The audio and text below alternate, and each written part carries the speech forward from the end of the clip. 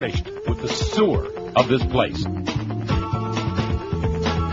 Absolutely correct, sir. Yes.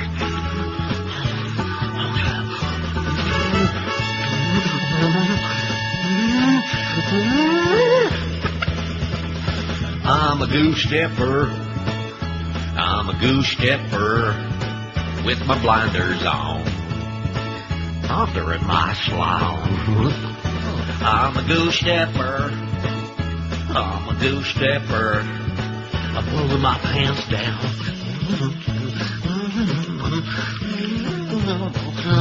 I'm a closet gay and the member of the NRA. When I listen to Rush, I get a hard on. A Christian right-wing guy who likes spews squirting in my eye. On a fantasy date, Riggs and Forum. I'm a goose stepper. That's right. I'm a goose stepper. Surfing porn online. Whacking all the time. I'm a goose stepper. I'm a goose stepper. Pull my pants down.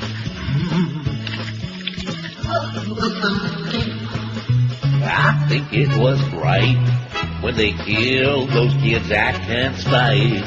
Anybody protest? Shoot their ass off.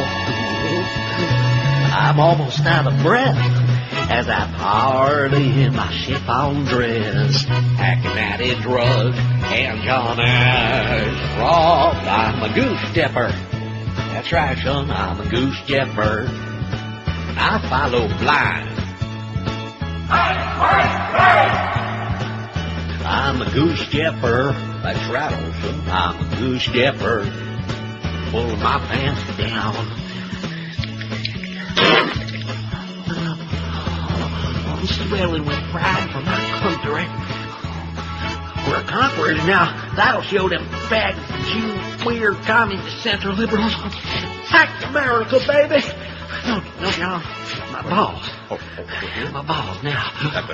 Yeah. 903 at 560 WQM. Happy Thursday to you. Yesterday we started with a story about a severed head on the show.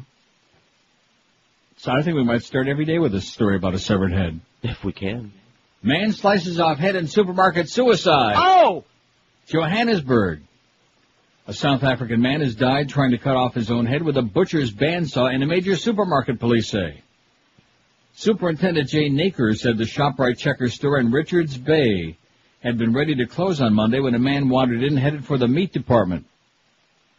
He just walked in, went to the bandsaw machine, and switched it on, Naker told Reuters. Apparently he knew what he was doing. He put his neck to the blade and cut it about halfway through. Before he fell to the floor.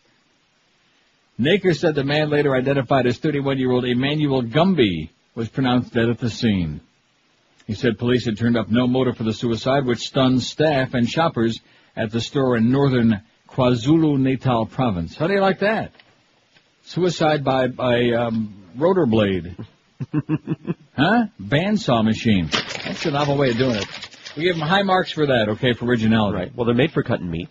Speaking of high marks for originality, there was a note in the Boca Brian package yesterday. And he makes an excellent point. He says, have you ever noticed Greg Reed walks through the door like Loretta Young? And I never really quite thought of it in those terms before. But now that you mention it, Boca, you're absolutely correct. Absolutely correct, sir. Although she certainly had a much better hairdo. Is she still alive, Loretta Young? We're back in one of those deals again. Don't know. I have no idea. I don't think so. Like I said, I have no idea. So why do I say I don't think so when I don't know? Good movie, Gattaca, with Ethan Hawke and Uma Thurman and Gore Vidal. And who else was in it? Jude Law. Jude Law. He's good. Pretty good. I give it about an 8 on a scale of 10. You don't agree? I give it about a 7. Because you're talking about endings, and it's another one of those. I was enjoying it. I'm not talking about endings yet. I haven't gotten to that. But you will. And that was my problem with that. It was good all the way along until in the end was kind of like, eh. Well, what did you want to happen? You wanted to blow up the spaceship to blow up? Good. Sure, some explosions or something. I don't know. It was just a little flat for me. No. Oh, and people, all you desperados out there, all you queens, and ladies out there that were all whipped up into a frenzy about seeing Tom Welling's ass on Smallville 2 episodes ago, and all you saw was like a little flash of a cheek. It might not even have been his. In this movie, Ethan Hawke is like naked about half of the movie, I would say. Not that we see any frontal nudity, and not that I really cared about that, because as much as I like Ethan Hawke, what's the big deal with that? But I just mentioned that in passing. I thought it's pretty good. I give it an 8. So that was my movie of the day yesterday. I can't, these 2 a days, it's just too much to absorb all at the same time. Here's our poll from yesterday. Who are the most pathetic creatures? Big fat slobs. See, this goes to show you the lack of compassion. What are you laughing about? Yeah. I mean, I agree with it, but it's a lack of compassion on the part of the... And the ones who vote for this, of course, are the ones who are not the big fat slobs. Correct. When I say big fat slob, I could be included in that category, but I generally think of people who are much bigger and fatter than I am. Right, you're a piker. You used to be. I mean, I'm a fat slob, but not a big fat slob like I used to be. We saw those pictures. But we have so many big fat slobs. And what I started to say is that they're victims of this disease. Fat is a disease. There's no mistake about it. And you doctors, man, not only all over the world, have failed the public, have failed miserably because they haven't got any idea about anything to do with diet and nutrition. And that's why people like Bob Atkins, rest in peace, and a few other doctors and people who aren't even real doctors. That's why they wrote a bunch of books and made millions of dollars, because everybody and their brother is desperate. We're desperate. We really want to look beautiful and just like Ethan Hawke naked, but it ain't going to happen. And then, of course, we have people on the other side like Toady Fields and Shirley Tweeters. Oh, fat is beautiful. How's Toady feeling? Anybody seen her lately? No. Shirley Tweeters, that was her thing. Oh, fat is beautiful. Part of that whole, God, that real sick, twisted thing. Big fat slobs, 225 votes. Sports talk groupies, 213. Log cabin Republicans, 212, right on their ass. Log cabin Republicans we didn't put on there till much later, and of course that was Eric's fault. That's what Carlos said. Remember, I said that, and I kept looking on there. What the hell is it? If we'd have had that on the beginning, that would have won. Self-hating faggots. In fact, if I would have had that on in the beginning, that would have been my vote. I voted for people who... What did I vote for? I don't know. I guess sports talk groupies. Oh, no, I voted for Talk Show Chronics. Big Fat Slobs, 225. Sports Talk Groupies, 213. Log Cabin Republicans, 212. People who watch golf, 164. Talk Show Chronics, 152. Autograph Hounds, 147. The PETA people, the ones who want them to change the name of the city in Hamburg, New York. PETA. Yeah, those people, 114. I mean, I'm an animal lover. Oh, and by the way, speaking of animal lovers, thanks to my close personal friend Mo. And you better adopt a different attitude, mister. What? They had the QM ratings party last night. Yeah. And you didn't even bond with Mo. Mo has agreed out of the generosity of his heart, mainly because he likes the charity, I think. Abandoned Pet Rescue. He's a dog person. He can't be all bad, in spite of what you say, in spite of these grotesque things that you said. You know, back last year when he wanted them to fire your ass, if I would have just been a little bit more, if you wouldn't have had that other kid on the way. Can you, Carlos, can you imagine the great rapport we could have with Mo at this point? Not only that, but I could be sitting in the other room. There you go, making some really big money like George. Take off those checkered pants. Right, but anyway, Mo has agreed to let us make a Mo keychain with some drop-ins. That's one of my favorites, that one right there. Mm-hmm. And, of course, certainly on a keychain will be... And some others, 6 or 7 other great ones. So thanks, Mo. Goes to show you. And like I said, you better lighten up a couple of notches, okay? Because we're going to have to coexist here for a while. All right. You have to be a little more enthusiastic than that, mister. Oh! So we'll have the best of, which will cover 2 years, which you better start working on that right now. Uh-huh. And then Muff, Muff, well, take your time. Muff, I'm going to tell you something. If the whole world was as lazy as you are, get off your duff, okay? Once in your life, get off your duff and quit this crap about, there's no big hurry. You guys got a show to do. Duff. Get off your duff. Right. Get with it. I can't stand these dawdlers who just can't get around to doing anything, the people that fly real low under the radar and are afraid that somebody might notice that they're taking a paycheck. Get with it, Muff. Freepers 55, Jeepers Creepers, we really hate those Freepers. If you don't know what Freepers are, they're assholes. They're people that professionally go from pole to pole. They alert each other, like on Newsmax.com. They alert each other. Oh, you better freak this poll. In other words, load up the poll with our viewpoint, whatever you're, and distort the outcome of the poll. Now, I'm sure that there must be liberal freepers too. There must be. But I don't see that much of them. But, boy, the right-wingers, they're psychotic. Any poll having to do with Bush, with gun control, forget about it. I mean, oh, brother. They just go apeshmit, and they start alerting each other, and they start getting the messages on their websites, and they're running on this poll and clicking it on and voting 80 billion times. Freepers 55, Computer Nerds 24, and People Who Play Golf 16. That was yesterday's poll. And since we've been movie-intensive all week, I thought, well, why not do another movie-intensive poll this week, right? I mean, today. Sure. This is a tough one, though. We're having a tough time coming up with it. And I've got 3 on there is all we got so far. Mm-hmm. Did you have other ones? I did, but I wanted to let people name some stuff that maybe somebody else had heard of. Oh, and this business, this Steve Kane business, I'm going to tell you, you people at the Herald and the Sun Sentinel, first of all, the story is switching every 5 minutes. Oh, he's off of that diversity committee. First of all, that diversity committee, as one guy was quoted as saying, hasn't done a goddamn thing since they invented it. Number 2, it's a farce. They got little Brian Craig on there. I'm surprised they don't have Nick Lawrence on there as well. Steve and his little entourage, and his buddy Marty Rubenstein, who he shilled for around a year on his talk show, and nobody listened to that show anyway. But at least he's getting some great publicity, which is what he's all about anyhow. See, the one thing about the South Florida media, the bigger a publicity hound you are, the more publicity they'll give you. It was the same with Bob Kunst. It's the same with Mr. Ego. It doesn't make any difference how wacko you are, how predictable you are. And here's a guy who you could fit his whole audience into a phone booth at Cemetery Village, which is about the right demographic. And they're just pages and pages about, well, he used the N-word in that debate with Michael Mayo, and now he can't be, well, guess what? They don't know if they can fire him from the diversity board. Who gives a crap? But in the meantime, the story about the Broward County Commission passing that resolution, condemning the Patriot Act, and guaranteeing the freedoms of the people of Broward, that still has got not one more word on either a newspaper. In fact, never did get one word in the Herald that I know of. And the Sun Sentinel sticks it on there at 11:59 on Tuesday night to make sure that it was on there for like 1 minute until they switched over to the next day so they could bury it. Who do you people think you're kidding, huh? Anybody with an IQ big enough to read a newspaper knows that they're getting nothing but swill and propaganda from the South Florida rags. 9:13 at 560 WQM. Mother's Day is this Sunday, and the folks at Vermont Teddy Bear have been busy hand-making some really great new bears for you. Your mom, wife, and grandma deserve something extra special this year. Show them how much you appreciate them by sending an authentic Vermont Teddy Bear. She'll receive a beautiful bear personalized just for her and delivered with a free card and gourmet candy in a colorful gift box. They got great bears like the Spa Ma Bear, Mom's Biggest Fan Bear, or the new Queen for a Day Bear. And who wouldn't want to be queen for at least a day anyway? Dads, it's your job to get a gift from the kids every year, and the Mother and Cub set is perfect. Add as many cubs as you need with the names embroidered right on the little outfits. This is a hell of a lot more creative and thoughtful than sending flowers, which are dead in no time at all, and these great little bears will last a lifetime. So call today, 1-800-829-BEAR, and a friendly bear counselor will help you tailor a bear just for Ma, so she'll know you put some real thought into your gift. You won't believe the reaction you'll get. Ordering is quick. It's easy. Call toll-free today and be sure and tell them that old Neil told you to call 1-800-829-BEAR or shop online if you like at VermontTeddyBear.com. This year, thank Mom for all she does for you with a Vermont Teddy Bear. 1-800-829-BEAR. Live and local. This is Sports Radio 560.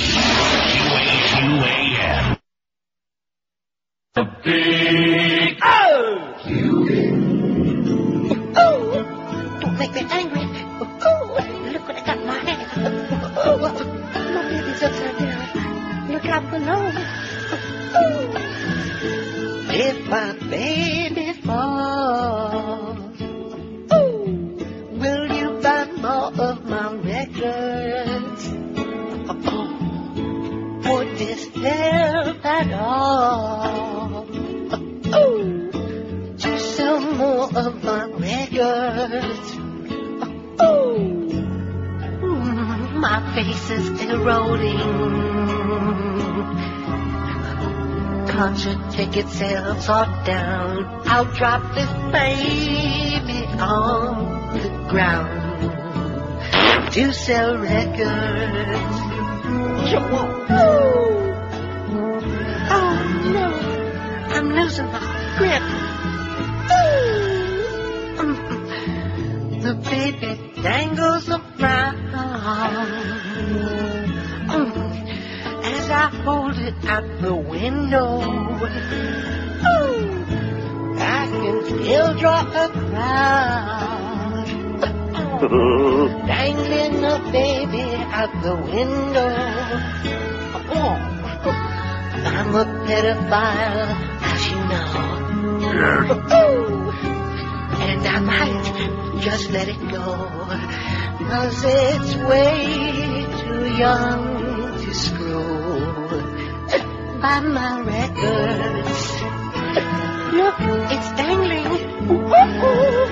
By my records, on my CDs, or I drop this baby right on your head. Go ahead, drop it. We don't care. 9:18 at 560 WQAM. Here's the poll today. Which movie had the best or most shocking ending? See, any movie can be good through the entire movie, but if the ending is bad, then it kind of sours the experience, and you wonder, what did I just waste like an hour and 45 minutes or 2 hours watching? You know, if the ending sucks? Right. And we've only got 3 on the list. Happiness, if they can beat that one. Of course, I don't know how many people have seen that. Happiness, right. The ending is just pee in the pants inducing. The Hitcher, which again, I don't think that many people have seen that movie, but the ending is pretty bizarre. Mm-hmm. And A Boy and His Dog, which the ending is pretty sweet, if you ask me. Here's a lady in Miami. Hello. Hi, Neil. I called you before you asked that specific question, but I've got 2 really bad lemon movies recent out. Road to Perdition, I thought, was like a Disneyland version of The Godfather. And Sightings was so insulting to the intelligence with those guys in the rubber suits looking like aliens. Yeah. It was laughable. On the other flip coin, I saw a great movie last night, American History X. Have you seen that? No. Oh, my God. Good movie. With Ed Norton, yeah. And Is that a new movie? Yeah. I think it's new, yeah. Not that new. 3 years at least. Oh, it's amazing. Oh, well, listen, I'm not making any more of a list, because I mean, I got them piled up to the ceiling in my living room to watch now. Well, it's so politically incorrect. I love it. About race relations. Right. And, of course, at the end, it redeems itself, and it has to be politically correct. But there's, a point to what they're saying, at the end. Death in Venice. You have to see that. You have to see that again. With Dirk Bogarde. What is it? Death in Venice. Oh, Death in... No, I would never watch that again. That's the most depressing, Why do I have to see that again? Well, if you can watch Requiem for a Dream, you can watch that. Just grab the kid and kiss him on the cheek or something, or stick your tongue down his throat, right. But we have to go through like 2 hours of excruciating pain while Dirk Bogarde is chasing this little scrawny, queenie kid in this through the streets of Venice, and then come to find out the kid's got a boyfriend already anyhow, and they're on the... Oh, it's so... And then in the end, he just dies there on the beach. He's watching him. Yeah. He was gay in real life, Dirk Bogarde. Did you know well, that? Believe me, he could have done better than that piece of crap. Right. That was one of the most depressing movies. If somebody's out there ready to commit suicide, ready to put their head on a rotor blade, then they definitely want to watch this first. They ought to see that back-to-back to Requiem with a Dream. There you go. Have a great day. Okay. See you. Here's a fax that says, have you ever seen Death in Venice? No. Don't. Okay. Oh. I mean, it's just morbid and depressing and make you want to either kill somebody else or blow your brains out. Here's a fax from somebody in Fort Lauderdale. It says, yesterday I turned the radio on in my car around 5:15 p.m., and guess who's gibbering and jabbering away on 940? Dennis the Catholic, ranting and raving about his favorite topic, Neil Rogers. On 940?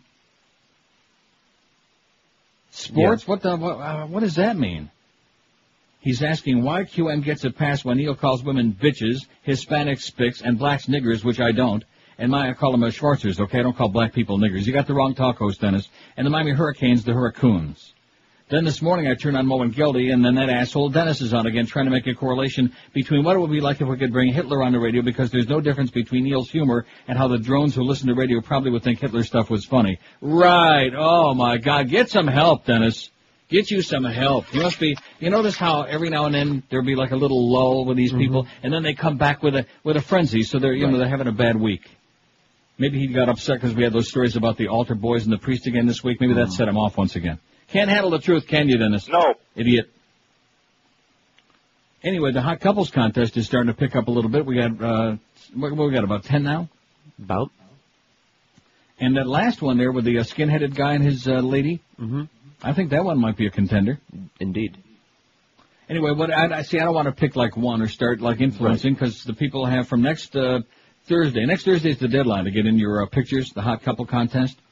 Just go to our website and email us a picture of yourselves, and you got till Thursday, May 15th, a week from today, and put the pictures, and then next Thursday we'll put them on the website, and the audience can vote who's the hottest couple. And Thursday, May 22nd, the couple with the most votes wins. wins a 3-day, 2-night stay for two at the Royal Oasis Resort and Casino in the Bahamas with round-trip airfare on Lake Erie, and the runner-up gets a dinner for two at the Pizza Loft. And maybe can yank on the Jeff's ponytail, even though it's not.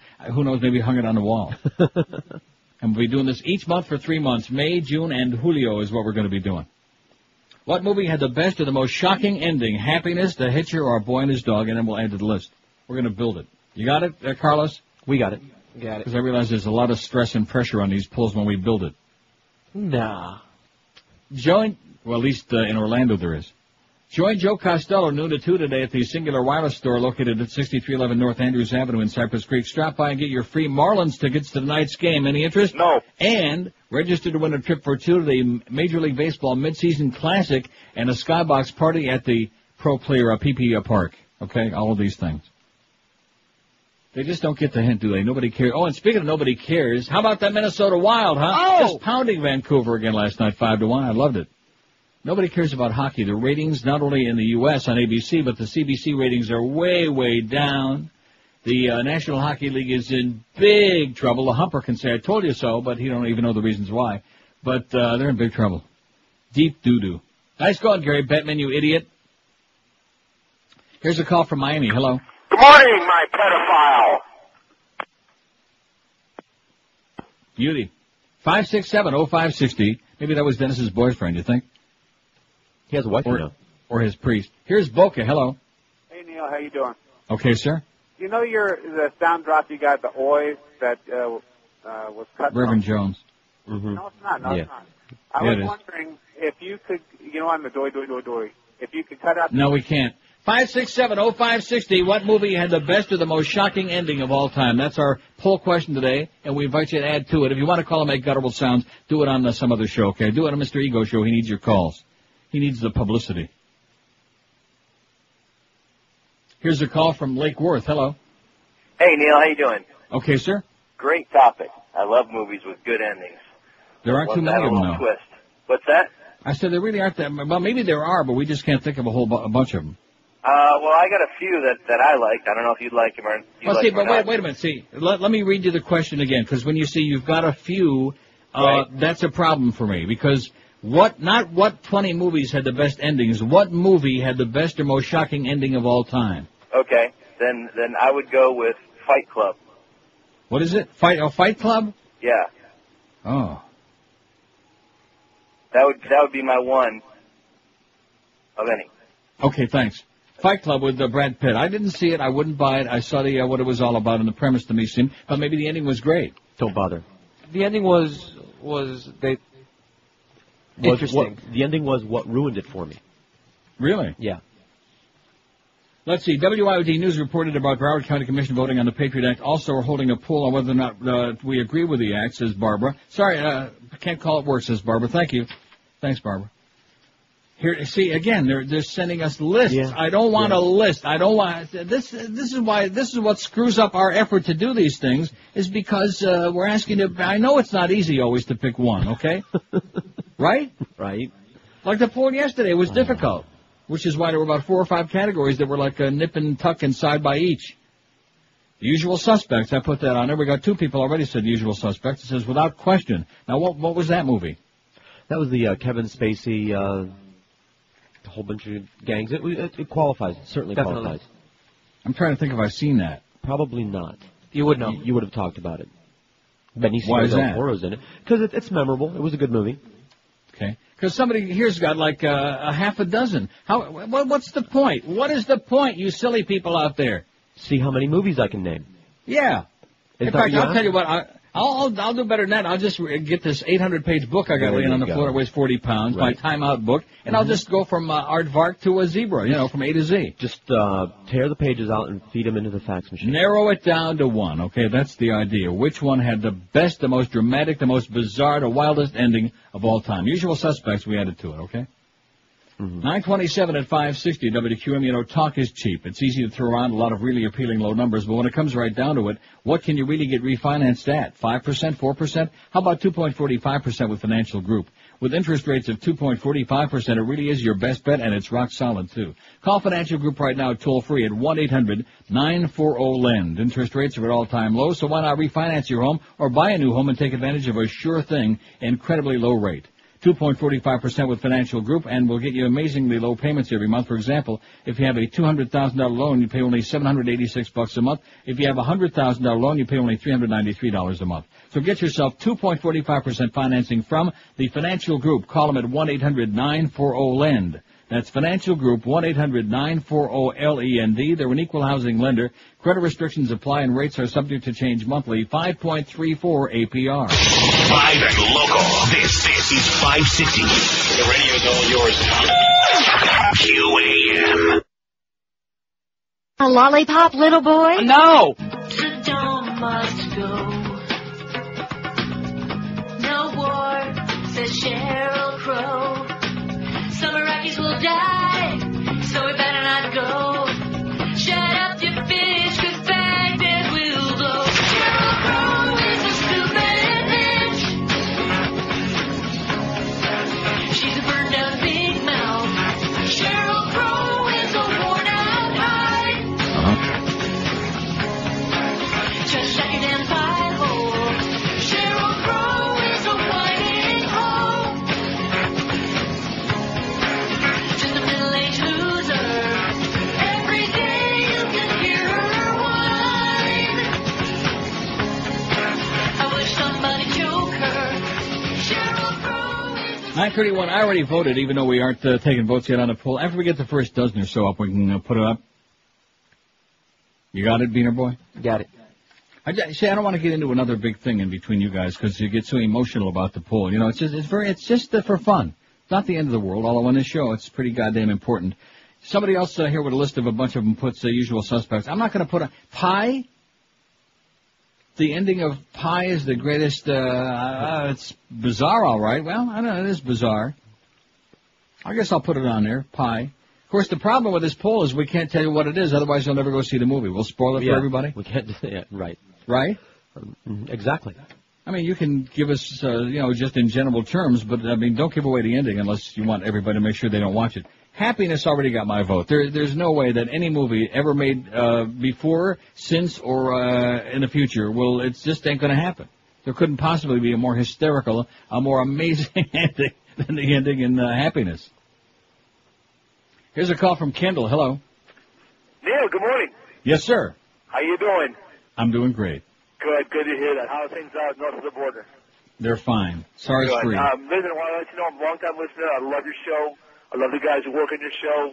Great use of time and entertaining and all. I want to add my 2 cents to the movie list. Mm-hmm. American Beauty. Okay. I think it's got a great ending to it. Either of you guys see that? Yes. I'm sorry? I'm asking George and Beaner Boy if they either one. No. And? Sure, why not? Thanks, Beaner. Appreciate that. No, that was That's George. the other Beaner. That's the other Beaner. Have a great day, pal. Thank you. I got it. I'm putting it down. I mean, this lukewarm. See, I'm not asking anymore. I mean, what's the point? Well, I can't be all excited about it. It had a decent ending. It wasn't great like Boy and His Dog. Well, no, but that's the one you picked was A Boy and His Dog. I picked Happiness. Okay, I mean they can't. If everybody's going to agree with you, what do we take the polls for? To see how much they agree with me. I see. Okay, I want the audience to understand that the reason we take the poll on our website every day is to see how much the audience agrees with George. Up until this moment, and thanks to my good friend Mark Morgan for that nice intro. That was great. Courtesy of Miguel. A little surprise. Oh, Miguel. Keep him at an arm's length, okay, to Miguel. And again, here's another list. I don't want lists. I want one. This gets really ponderous. I hate when they do this. Because it tells me that they don't understand the question. Do they get it? No. Do they understand it? No! The best plot twister ever in film history has to be the ending of Psycho. What? Now, I mentioned that to you this morning that I thought, because I was telling you about Hitchcock movies, as good as all of them were, or most of them were, the endings were generally pretty corny. Right. Like in Rear Window and North by Northwest, and it was always, in the end, Cary Grant marries Eva Marie Saint, and they walk off into the sunset, or it's Grace Kelly and James Stewart, and everything is okay, Even and like, they get to... Like The Birds, I thought, what the hell is that? They're just driving away. Now, what was the movie where, oh, damn it, I just saw it again here a couple months ago. We talked about it, where they were in the cave and there were sunspots, and almost everybody on the planet died. What's his name was in it from Mission Impossible, Peter Graves. You never saw that movie? I'm thinking. I've seen practically every movie like that. Where he and his family were in the cave, hunting, exploring, whatever they were doing. When they came out, it was like there had been all this gigantic turbulence on the sun and whatever. Right, I know, not the quiet Earth or something like that. No, not even close. The World According to Garp, says somebody. I'll just put him down, okay? Yeah, whatever. You saw that? Yeah. Don't remember anything spectacular about the ending, but hey, who the hell am I? Exactly. That's what a lot of people are thinking. Who the hell are you? No Way Out with Kevin Costner and Sean Young. The military good guy turns out to be, oops, I'm not going to read the whole thing. It says, great movie despite the cast. I don't like Kevin Costner at all, but it says No Way Out. Okay? Okay. Or we could ruin it and give the endings. Now, what's this one? Psycho? I'm not putting Psycho on there. The ending in Psycho is he's sitting in a jail cell and the fly is buzzing around and he would never hurt a fly. Mm-hmm. Tony Perkins. And right there is when he reached over and tried to open up Tab Hunter's fly. Huh? And then that would have been a better ending than the one they had in the movie. That would have been at least a little bit exciting, Plus, it says if you ever get a chance, you need to see the following movies: The Insider, Being John Malkovich, and Train Spotting. I like 2 of those, but I don't think you will. Which 2? Train Spotting I thought was great. And Being John Malkovich was interesting, but I'm not sure if you'll... Train Spotting more likely that you'll like. It says in the same vein as Requiem for a Dream. Anybody see Requiem for a Dream since we talked about it? No. Anybody see Happiness? No. No, probably not. Train Spotting doesn't get up there. Huh? Train Spotting is not as good as Requiem for a Dream. I really doubt it. I can't imagine any... Although I will say, if I had to separate between Happiness and Requiem for a Dream, I'd have a tough time doing it. Really? Wow. Oh, yeah. Oh, I'm telling you got to get Happiness. It's got all, just like Requiem for a Dream, it's got tragedy, and it's got comedy, and it's got just plain total morose, depressing crap, and then it's got the hysteria. I think even more so, because Requiem for a Dream is mostly very depressing and just keeps getting more and more depressing. Till the point where you want to blow your brains out. Yeah. Or like in Pi, at the end you want to, do that thing in your head. See, I didn't exactly say... Well, somebody else already did. They did what? Somebody already faxed the ending of it. No, I know. So you haven't seen a movie? Not yet, but I will. Well, no, you won't mind when he puts the drill in his head. No, I won't. Honestly, I just gave away the ending. Well, no, it's I don't know. It's black and white. It's good. But, if you're going to see one of the 2, Requiem for a Dream is much better. Pi is okay, and you'll enjoy it because it's got the Orthodox Jewish cult in there, and they're wrapping the tefillin around their arms, the straps. Oh, my favorite. Oy vey. Yeah, it'll bring you back. It'll bring you back some great memories of your former accountant. Here's a call from Hollywood. Hello. What's up, Neil? Yes, sir. This one's going to win your poll. Okay. The Shawshank Redemption. And George, I don't need to hear you moaning. You know what, George? You were the most goddamnest boring human being I've ever heard. Quit cackling. Carlos, you can do the job. You're doing fine. George, go away. Thanks, Neil. Okay. Thanks for the vote of confidence. Thanks for the vote of confidence. But George didn't moan. But I was thinking about moaning. I mean, it was a good movie, but the ending was okay. You notice how Carlos has stepped right in here? Sure. Ever since you were groaning on American Beauty, Carlos has had to kind of move in and fill the breach here because you're so negative. Yeah. Although I thought you were just being negative. I am. Carlos is more negative in a more pleasant way. No. He's much more negative. No, like I said, but he's much more negative, but in a more, I don't know, in a more jovial way. Anyway, when are we going to put that poll up there? We got 2 for... Now, let's not put it up till about 11 o'clock, okay? Got it. Are we putting his suggestion on there? Shawshank Redemption, you bet. Just because of the call. That's the one that I got. I've got it on videotape. Jason, who used to work in our sports department at QM a couple of years ago, Jason gave me the tape, and every day he would come in. Have you watched Shawshank yet? Have you watched... And now, wasn't that a prison movie? Yes. See, I'm not interested in prison movies. I can't think of one prison movie I've ever seen in my life that I enjoyed, that I thought was good. They're all really morbid and depressing. Was it morbid and depressing? No. Really? I mean, it had its moments of morbidity, but it had So a which happy one ending. should I watch first, Schindler's List or Shawshank Redemption? Which I won't watch either one of them. I won't watch either one of them. Oi! No more Jew movies. 22. Oh, sorry, Dennis. I'm sorry I said Jew movies. I shouldn't have said that. Well, Dennis didn't care about that. You can say fag, you can say kike, I guess. Dennis wouldn't be bothered by that. Just calm down. Put it back in your pants, Dennis. Your wife's starting to get real nervous. Everybody in town is wondering what the hell we're going to do about you. Straitjacket is a possibility. Just try to calm yourself down, okay? I'm not going anywhere. Hey, the Neil deals keep on rolling from Tom Lehman and Joe Prieto of Hallett Pontiac GMC. That's where you ought to be going if you want a really unbeatable deal and get treated like a human being, which is why they've been around for over 35 years in that same great location. They are legendary in South Florida. Neil deal number 1 at Hallett right now. Get yourself 0% financing for 60 months on every 2003 Pontiac or GMC in stock. And Neil deal number 2 gets you up to a $4,000 rebate on every 2003 GMC and Pontiac in stock. That's correct. Get up to a $4,000 rebate on every 2003 car or truck in stock. And attention current and former military personnel get an additional $750 rebate from your friends at Hallett Pontiac, former and current military personnel. Of course, Hallett's also got a great selection of certified pre-owned cars, trucks, and SUVs. No lemons on the lot. And if somebody else turns you down for credit, Hallett's the first place you ought to head to because credit is never a problem for you at Hallett, even if you used to work at QAM. And don't forget to stop by and test drive the all-new powerful Pontiac Grand Prix at Hallett Pontiac, too. Hallett Pontiac GMC at 13401 South Dixie Highway. That's US 1 across from the Falls. Open every day, 7 days a week. If you want more information on those Neil deals, call the Neil Deal hotline toll free. It's 1-888-534-4211. That's 1-888-534-4211. Don't forget, all Neil deals subject to credit approval. See dealer for details at Hallett Pontiac GMC. I'm sure you'll agree with me. They really are professional grade.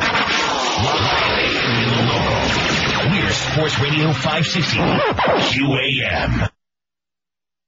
Who's going to give Ricky a blow? If you blow too much, you're in trouble. The White House issued a statement today. Postpone your trip, you can adult right away. Best not go there, it's just not safe. They're not a part of our coalition anyway. Canadians have got the sauce. Going there will bring you harm. Canadians have got the sauce. Canadians on fumes. Canadians are not like us. Obey and listen and get off that bus. For planning fear, this falls right in line. And it couldn't happen at a better time. Canadians have got the sauce. Going there will bring you harm. Canadians have got the sauce. Canadian monkeys.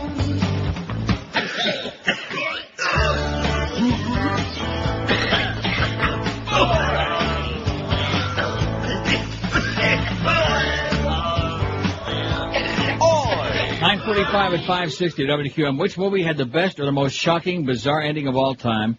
And here's two more. Arlington Road and To Live and Die in L.A. Okay. Got them? Did you see either one of those? Nope. And neither did I. Maybe that's the problem. Oh, wait, no, I saw Arlington Road. Yes, very good. Was it really? Yes, and it qualifies for the poll. Well, that's the idea. See, and again, let me try to explain, because I do understand that we got some people out there, in case you haven't heard the show before, we got some people with, limited IQ. And so when we ask a question, somebody needs to explain it to them. Not what was the best movie, not what was the most thrilling movie, not what was the most entertaining movie. Which movie had the best or most shocking ending?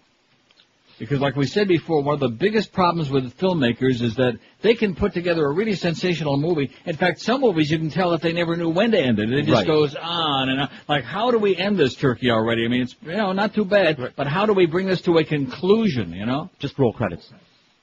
God. You know what it reminds me of? It's kind of like those promos that we play on this radio station. They're getting longer and more ponderous and longer and this last one that we had there from the Mo Show, what was that all about? And then the one we got for the Dirty Boys, there's been about two of those that sounds like about half of the show is on there. Hey, Clarence, get with it, okay, you idiot? Oh, that's right, I forgot tomorrow's payday. Like I said, that Clarence is the best. No, seriously, the promos are too goddamn long. You know what I'm talking about? No. A promo is supposed to be like a short clip, just a short and concise, a little tease to make people interested in, like, oh, that might be interesting, let me tune into that. Not guys just rambling on incoherently about some big breast or whatever the hell Joe's talking about. Good God Almighty. And the fact that they're making excuses about that book, about the Friday night thing. I've heard some of that show. 5670560, pound 560 on the AT&T and Verizon wireless line. Here's a call from Montclair. Hello. Good morning. What's Yes, the sir. call? Okay. Eraser head. Winner, hands down your pants. Okay. Thanks. Eraserhead, he said, it's down your pants. Mm-hmm. You seen it? Yeah. 3 times. How many times? 3. And? It doesn't have a beginning, middle, or end. No scene has anything to do with any other scene. How he can say that, I don't know. Most bizarre movie you'll ever see, but it doesn't have a bizarre ending. It's just bizarre. Okay. And you seen it? No, I haven't. Oh. I'm curious It's now. David though. Lynch's first... Oh, David Lynch, that's right. It's his student film, so it makes all his other films look normal. It's a student film? You mean like the Like he Blair made it Witch in college or Project? something for his final exam or something. Oh, no. Gratuitously strange. Okay, let me see if I can find it. Well, I know I will find it in my book. Just to see what they say, since these are Sudes that wrote this. Eraserhead. Lynch's remarkable first feature is a true original. There's little... So I told you, these are Sudes. These are British Sudes that wrote these It's reviews. original. There's little in the way of a coherent story. Nervy Henry, living in a sordid industrial city of smoke, steam, and shadows, is forced to marry his girlfriend when she pronounces herself pregnant. He finds himself the father of an all-devouring inhuman monster. But almost like a surrealist movie, it has its own weird logic, mixing black comedy concerning nuclear families and urban life, horror and sci-fi conventions, and pure fantasy. Best seen is a dark nightmare about sexuality, parenthood, and commitment in relationships that astounds through its expressionist sets and photography, the startling, sinister soundtrack, and relentlessly imaginative fluency. Only the sequence that gives the film its name, a dream within the dream about Henry's head being lopped off and turned into a pencil eraser, fails to work. And that's a small reservation for a film with so many cinematic coups. Wow. They loved it. Well, let me ask you this. If you didn't like it, then why'd you see it 3 times? I was really, really high the first 2 times. So I thought that's the only reason I didn't understand it, because everybody else was raving about it, so I thought, all right, I'll watch it again. This time I'm sorry. I can't imagine that, under any circumstances watching a movie 3 times if I didn't like it.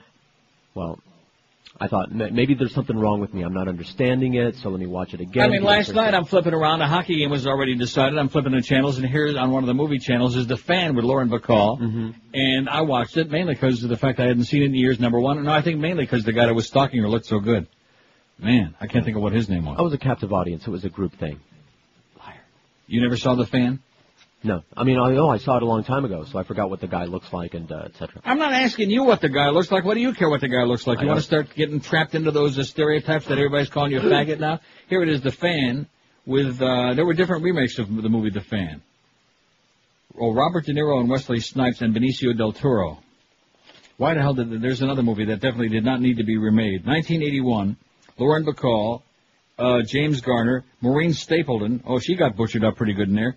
And, what's the guy's name? Michael Biehn? Is that the guy's name? Michael Biehn. Jelly Bean.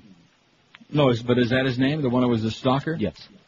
How do you know that? You said you forgot who the hell the guy was. But I know about it.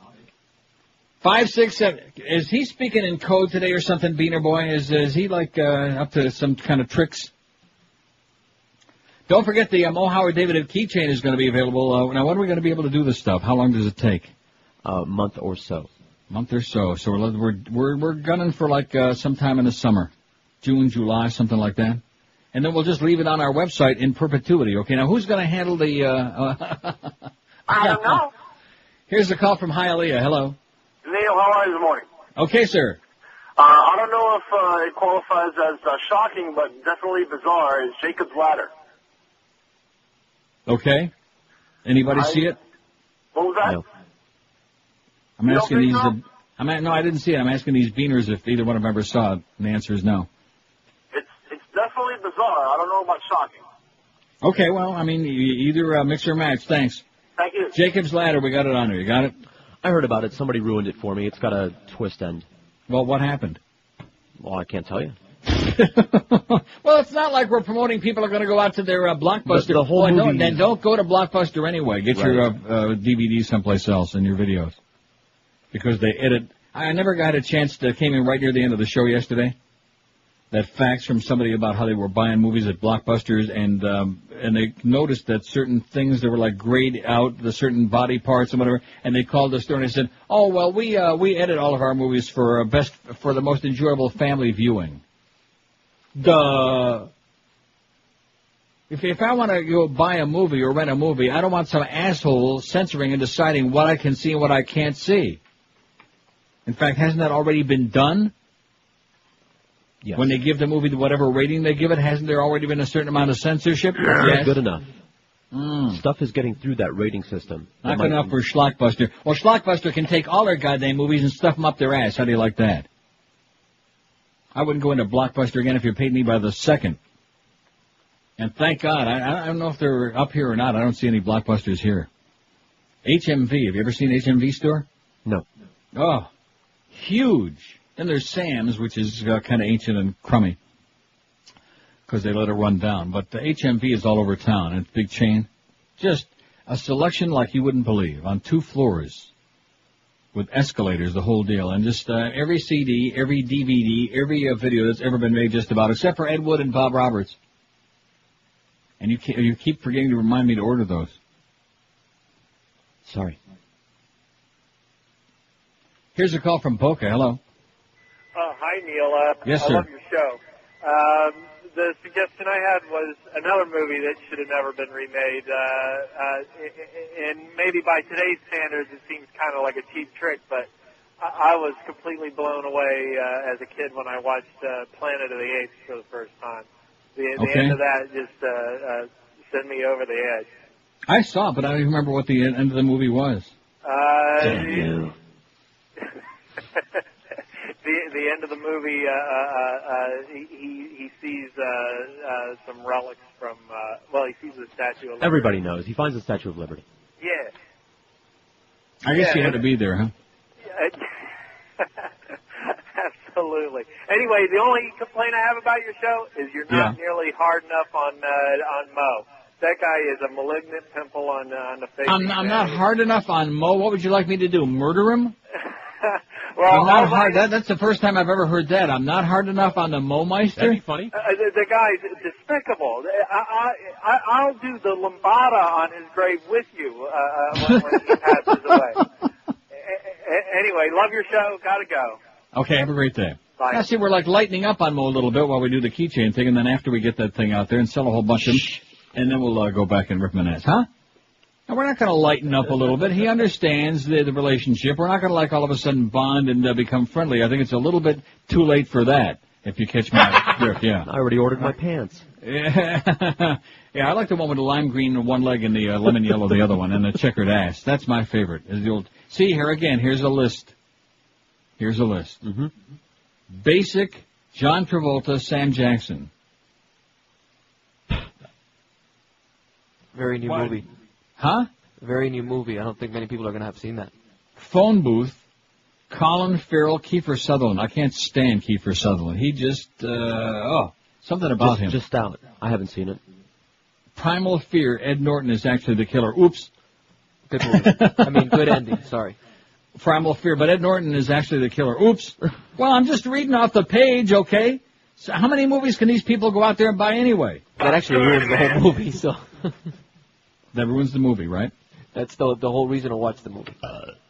Oh, I see. And American Psycho? They refuse to do one. The Champ and Old Yeller. Yeah. You got Primal Fear on there? Got it. The original Dutch version of The Vanishing, not a Hollywood remake. I've never been able to see it a second time. It gave me a permanent case of claustrophobia. He is absolutely correct. The Vanishing? The original Dutch version of Vanishing. I think I've seen that. Pretty sure. Surprise. 5670560. So anyway, in Primal Fear at the end, Ralph Norton is really the murderer. Remember Norton? Norton. 9:57 at 560 WQAM. What's the schedule for today? We got the usual schedule. Mad Dog at 1, Hank is at 3. Today from the Seminole Indians and Oy vey! Oh, brother. Hank is going to feel like a teenager in that place at the Seminoles in Hollywood. He's going to be doing the show. 6:30 Marlins on direct. The Giants at the Marlins, 7:05 to see if they can extend their losing streak to 6. The big... At 1 o'clock, at 10 o'clock, and then Joe and Mark overnight. Come on, work on that show, Joe. Work on that show, Joe and Mark. Get with it. Push it up a little bit. You know, Mother's Day is coming up this Sunday, and this year surprise her with a gift of relaxation from the Inner Retreat Spa and Wellness Studio, where she'll enjoy a true spa experience. The Inner Retreat Spa and Wellness Studio is offering a great Mother's Day package for just $99. Mom's journey will begin at her arrival, where professional licensed staff members will greet her with soft music, candlelight, and hot tea. She'll receive a relaxing, revitalizing facial, followed by a massage designed to relieve all stress in her neck, back, and shoulders. All of these things for just $99. The Inner Retreat Spa and Wellness Studio is located at 726 Riverside Drive in Coral Springs, right next door to the Outback Steakhouse. For more information, call 954-341-6220, mention WQAM, and the first 25 people will receive a free aromatherapy candle or organic specialty soap in a silk pouch with their Mother's Day package. They're located in Coral Springs at 726 Riverside Drive, like I said, right next door to the prestigious Outback Steakhouse. Call them at 954-341-6220. Don't forget, this year do something different and really enjoyable for Mom with a true spa experience at the Inner Retreat Spa and Wellness Studio. Live and local. This is Sports Radio 560 QAM. Neil Young. Hola, this is Carlos. Neil and Jorge are sick. I take their place. Oh, I forget to open it. Today we put on a poll. The poll will be, your favorite operating system. What is your favorite operating system? Windows 87, Windows 95, Windows 98, 200 NT, Windows XP Pro, Windows Me, or Mac Polaris. Let's go to the phone. Double QAM. Whoa, you're doing another poll. They're not even there today. So, it's part of the show. No, not a moment's peace. I haven't slept in 4 years.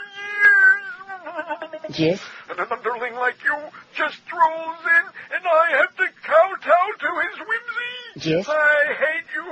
I hate you. I hate you, too.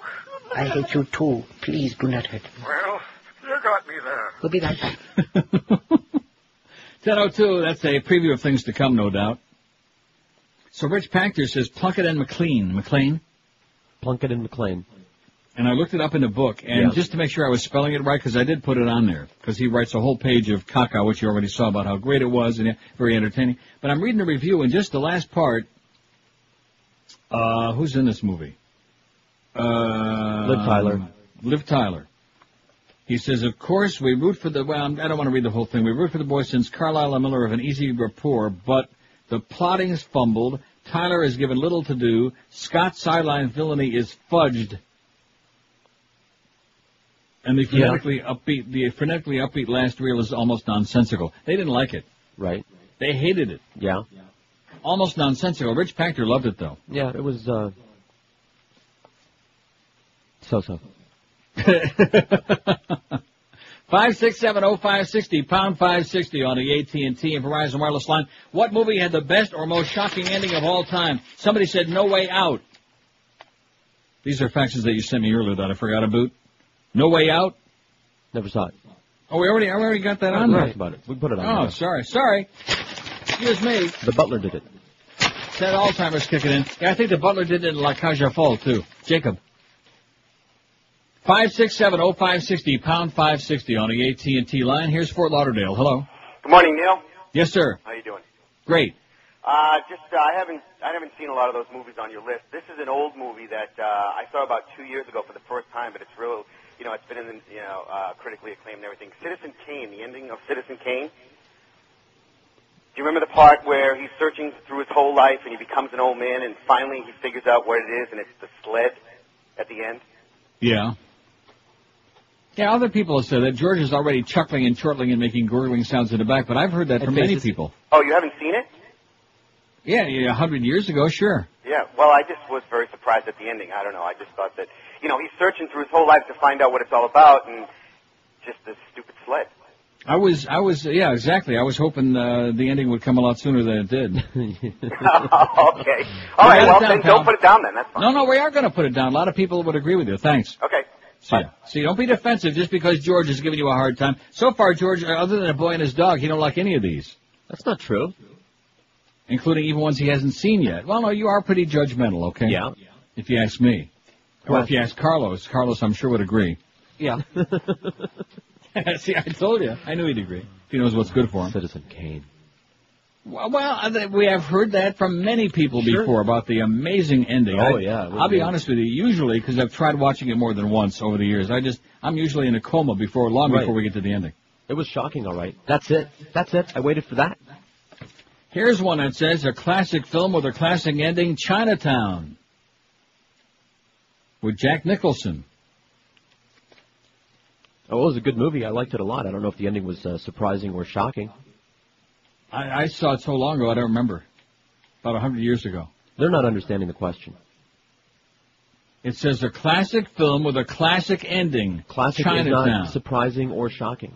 If I can finish reading the facts, Carlos beat him on the side of the head real hard just once. Faye Dunaway gets it in the eye a la Mo Green. Do you know who I am? I'm Mo Green. I made my bones when you were going out with cheerleaders. John Huston gets his paws around a young woman produced from his incestuous rape of his daughter, Dunaway, and Jack Nicholson is just left stunned. Forget it, Jake, it's Chinatown, it says. And you say... Yeah, I like the movie. Let's put it down. Who cares? It's a good movie, but I don't think it qualifies for the, a shocking ending. Well, let's send Eric the list we got so far, okay? Because it's going to be a big, big fat list, okay? With or without Chinatown? With Chinatown. Don't pay any attention to George. We're just letting him, blow off steam. That's all. I didn't say we were. I already wrote it down. You don't have to get defensive about it. I'm just giving him instructions on how to ignore you. Oh, he knows. Works well for me. Anyway, Jerry Bonita Springs says, you've piqued my interest in Requiem for a Dream. Good, Jerry, because if you see one movie this year, two movies this year, Requiem for a Dream and Happiness are the two that you ought to see. Take a couple of pills, purple ones, green ones, before, during, and after. I gotta watch Requiem for a Dream again today. I'm just jonesing for it. Watching that once is just not enough, you know? No, it's not. I'm sorry, I'm reading faxes. For those listeners who haven't run out and bought the DVD of Requiem for a Dream, it says in this fax, thank you, Jerry, for all this whole schedule. It'll be shown on IFC, the Independent Film Channel, 5 times during this month. The first one being next Wednesday, May 14th at 10 p.m. Thursday the 15th at 3 in the morning. You can tape it. I don't think too many people are going to be up at 3 in the morning. In fact, maybe instead of listening to Joe and Mark, you can watch that movie. 5/24, what day would that be? Look on the calendar real quick, because I can't figure that out. Saturday, May 24th, 10 p.m.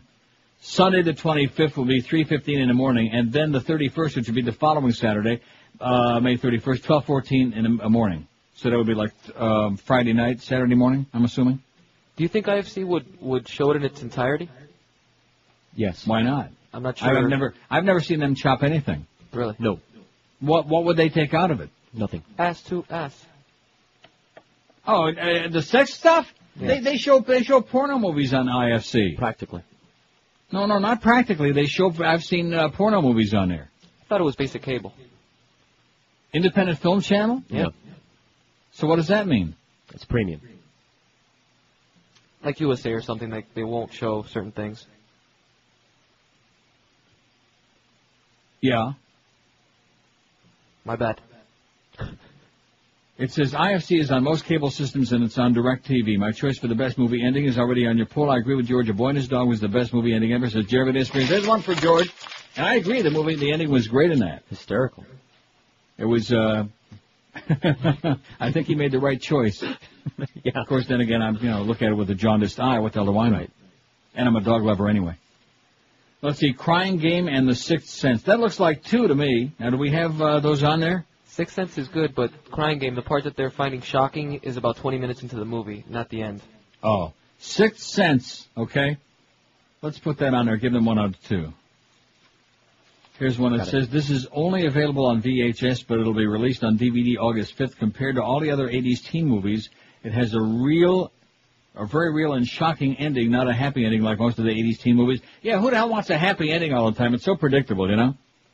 I mean, there's sometimes when you demand a happy ending, when the audience just, which is why, of course, in the last, 10, 15 years, they've made more and more movies with different endings when you buy the DVD. Whichever ending is going to make you happy. Which is so stupid, you know? I mean, that would be like writing a book, and then, the last chapter in the book, we got 15 different versions depending on what kind of movie, what color pill you're taking today while you're reading the book. Yeah. If you like that ending, how about this one? Right. The Last American Virgin, 1982. Yeah, and that's when I saw it, so I don't even remember how it ended. It says, sure, it starts out like any other teen movie of that wonderful era of the adolescent 80s, but it takes a few dips in mood, all with an 80s soundtrack from the time. When the main character ends up losing the girl of his dreams to a much more sexual friend, the viewer may get a lump in the throat, but it's not over yet, or may get a lump in his pants. For the next 30 minutes, he comforts the girl when she's dumped and impregnated by the so-called friend. You get the feeling maybe they'll live quietly ever after, considering they grow so close, feeding off each other's feelings of rejection. But wait, it's still not over yet. Now I remember. I guess, huh? Now I remember. In the final 5 minutes of the film, there may be the staple huge party, but as our hero walks into a room, yada yada, it goes on. I remember. Final credits roll instantly over a shocked facial. I'm not going to tell you what it is. A complete downer in a pretty atypical. Okay, excellent. So let's get that under. The Last American Virgin. Got it? Got it. Okay. And we're going to get this poll up there now because we certainly got a whole crap load of these. Right? Right. You can only imagine by the end of the show we'll probably have about 500. That's okay. Keep certain people busy. Keep them out of that food business. Because the one thing that people can't stand, the worst in the audience, based on yesterday's poll, is big, fat slobs. People are just nauseated by it. They're disgusted by it. They're revolted. These are the most pathetic creatures, and in fact, we feel bad for them. I feel bad for me. Because all I got is this 30, 35 pounds, desperate. I want to lose it. I can't do it. Can't stop the fat. Can't do it. I've done everything but stand on my head. I've done everything but do the liposuction and the stomach stapling. I'm not going to do any of that stuff. Look what it did for Josh Friedman, by the way. Stomach stapling. I think what they did with him is they cleaned out the previous 400 pounds and made way for the new 600. From what I'm hearing. Isn't that correct? A new batch. Yeah, a new, there you go with that Ron and Ron crap again. Anyway, speaking of what we're talking about, speaking of big fat slobs, balance for life is something you sure ought to think about if you're frustrated and you've tried all the other diets and they just don't work for you. Like I've always told you, not every diet is good for everybody. Everybody's different. Balance for Life is working for tons of people. Old Ponytail over there at Jeff Cohen will be delighted to regale you with stories of all the weight he lost on Balance for Life. The thing that makes it the easiest is you don't have to pick anything out other than from the menu that they send you. You have 2 choices for each meal, and that's it. You don't have to shop. You don't have to count calories or carbs. You don't have to cook or do anything except just go to your door, open up that baby every morning, and right there at your doorstep by 6 o'clock is your little black sack. And that's the key to losing the weight. In your black sack, there are 3 delicious gourmet meals, 2 delicious snacks, and that's the food you'll have for the entire day. And believe me when I tell you, you won't be hungry, you won't be starving. There are no parakeet-like portions like most of the other programs. 3 delicious full meals with all kinds of fresh goodies, and there are chicken dishes and fish dishes, whatever you like. Like I said, you get 2 choices for each meal every day that you're on the program.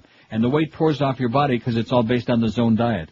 So here's the opportunity for you to really lose the weight the delicious and painless way with Balance for Life. If you're frustrated from all the other diets that haven't worked for you, give this one a try. You owe it to yourself to do it. Here's the number to call, Balance for Life. It's 954-568-3229. That's 954-568-3229. You'll start seeing results within days. Or check them out on the web if you like at balanceforlife.com. Live and local. We're Sports Radio 560 QAM. Hello, operator. Give me the number for 911. This woman has to be got to a hospital. A hospital? What is it?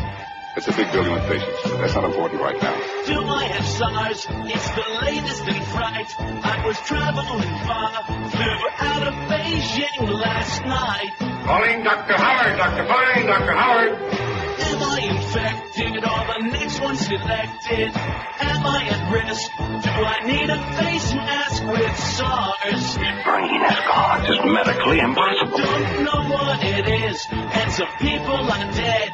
It started in Asia. I hope it doesn't lead to is where sick people come. Go! I'm having chest pain. Where's the defibrillator? Clear! Oh. This thing pays for itself. Do I have SARS? It's the latest in fright. I was traveling far throughout Beijing last night. Well, we're safe for now. Thank goodness we're in a bowling alley. Do I have SARS? Call 911! No, you got the wrong number. Do I have SARS? This is 912. I just got a good chuckle. I took a look over at our poll here. Eric has a little editorial comment today. It says, everybody likes a good poll now and then. Neil's no exception. Note, although your opinion does matter to us, the real reason we take these polls is to see how many of you agree with George. Oh, God, you guys aren't going to get started again, are you? Yeah. Good. Good, just leave me out. Leave me out of it. I already had a stroke, okay? I don't want another one. Yeah, that's probably the reason we take the polls, is to see how many people think George is right or if he's full of crap. God, we got so many faxes here, and I got faxes up the ass. Where was the one about? Oh, here it is, from Claudia. She says, it's been a long time since I saw Happiness, but I do remember the ending, which I'm not going to use the expression you used in here, because Don't. Well, no, that doesn't tell you anything, what you're seeing on there. That doesn't tell you. It says, we rented it after seeing the director or / writer's other film, In the Company of Men. Well, he also was the director of Welcome to the Dollhouse, which somebody recommended yesterday. Says the guy really blurs the line between black comedy and social commentary really well. I'm not sure if I would recommend In the Company of Men to you. The interesting thing is the writer of these, and really disturbing but great Broadway play, which I can't remember the name of, is he's a Mormon. Todd Solondz, Solondz. She says, you know, the guys who wear the special underwear in Utah, he's a really interesting guy and a great writer. And Claudia says Planet of the Apes is her choice. Poll is up. The Sixth Sense has got 5 votes. It just went up. Usual Suspects 4, and it just, you know, what's the point of, and then we'll see if you agree with George or not. I bet you Happiness doesn't get a lot of votes, and probably because not too many people have seen it. Right. Right? Which doesn't prove anything other than not too many people have seen it. The most popular movie is going to wind up winning this. Right, that's the problem. Here's a fax that says, when I was a teenager in 76 or 7, my friends and I went to see Carrie in a packed theater. When Carrie's arm popped out of the ground at the end. Oh, you know what another one is? Deliverance. Okay. Don't you remember John Voight is finally home? Uh-huh. I don't want to say what it was, but I remember. This fax reminded me of that. And Deliverance, let's get that on there, of course. Anyway, and grabbed the girl visiting her grave in a scene that ultimately turned out to be a dream sequence. The entire theater schmit their pants. As Lefty would say in Donnie Brasco, I think I schmit my pants. You know, I think that was the only good line he had in the movie. That's why they kept repeating it. I feel bad for Al Pacino because he's so great, and yet, well, it's his own choice. Sometimes people just, take bad roles. Right. And they stuff them in their suitcase or in their bag, and they take them home to the condo. Based on the element of surprise, I'd have to give Carrie my vote for best ending. None of us saw it coming. Okay, Carrie, you got it? Got it. I'm sure I saw Carrie, but that's, I guess I'm going to have to get that again. See, that's one thing about buying DVDs. What? You don't want to get Carrie again. John Travolta in his heyday. Oh, no! I forgot. Like I said, I've already seen that. Oh, I did see it about 100 years ago. Best movie ending, The Italian Job. You ever hear that? Just came out. I don't even know if it's out yet. You don't know if it's out yet? I saw a preview for it, and the movie's like on Monday. Well, so it's out now. Right. Well, somebody saw it. Somebody's obviously a moviegoer. Don't start poo-pooing just because we got somebody out there. I haven't seen most of these movies. I haven't been that movie intensive for years, up until now with the DVDs. Right? Right. What the hell do I know about most of these? Although I don't care what anybody says. Happiness, you watch it this weekend, and mark my words, you might even change your vote. You might even erase your head and change your vote back over from A Boy and His Dog, which I think I was one of the first people to rave on the air about A Boy and His Dog and what a great movie that was. Good call. And look at the cast in that movie. Not only Don Johnson, but what's his name was in it, who died from booze, a great actor. Oh, yeah, could you narrow it down? No, I know who I'm talking about. I can see him right now in front of me. Jason Robards. There you go. A lot of really good people on it. It was great. In fact, that movie reminded me of The Prisoner. Right. Right? Because they had that underground bunker society. And, right. Yeah. Anyway, here's one that says, please, Neil, could you have to make a couple of drop-ins from the scene in Happiness where John Lovitz from Saturday Night Live goes on his date in the beginning of the movie. It's quite a date. It is quite a date. Movies with weird or interesting endings. It says Donnie Darko and Lost Highway. We want to put either one of those down, or nobody knows? Never saw Donnie Darko. How about Donnie Brasco? Lost Highway was another David Lynch, so it was just strange all the way through. Okay. Well, anybody that puts down a bunch, we're going to have to, we'll go to committee on it.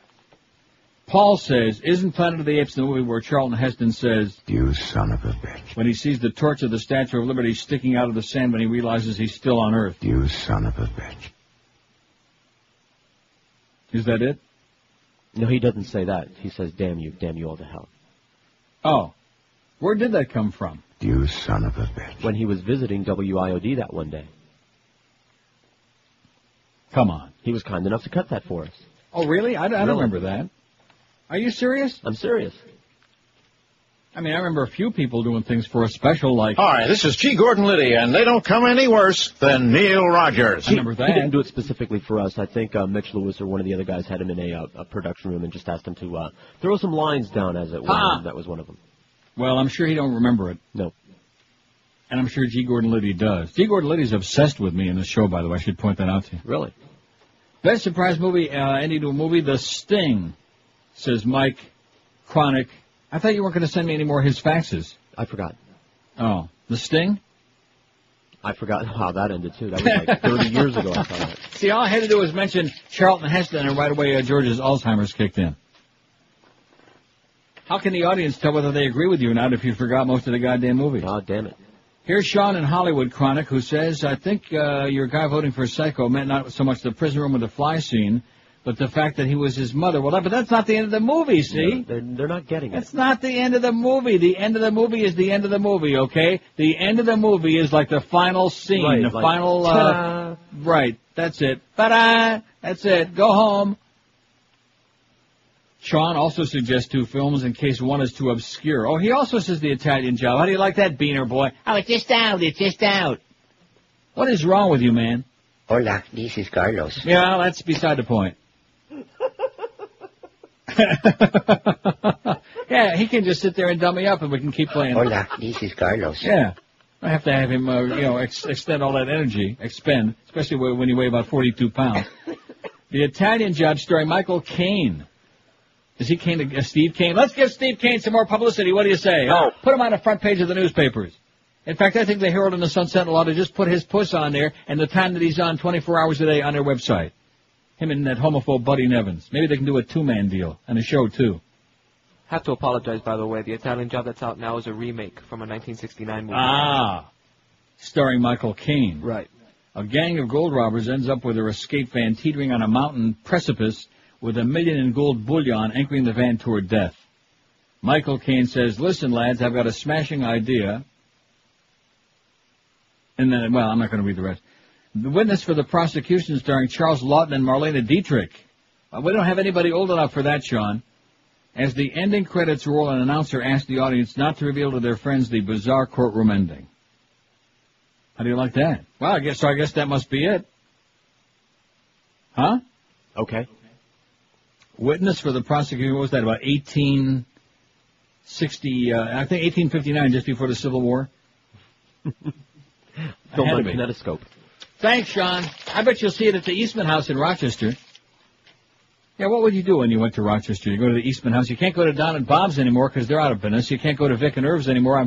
Whatever happened with the Vic and Irv's that was supposed to open down there? Did it finally open? Huh? With the Rochester White Hots and the garbage plate and all that good stuff? I ain't seen nothing. I'll be damned. Well, but how the hell would you see it? You live in Hollywood with all those old yentas. Yeah. Oi! I got some good bedtime stories, too, and I'm going to get bogged down in this because we're going to have a list of about 7,000 movies. Don't let me forget a few of these that I want to put on here. Like Ariana Huffington. I'll tell you, when she's good, she's great, and then every now and then she just drops off the deep end for some reason. She's kind of strange. But she writes some good stuff. For example, The President's 77% Solution.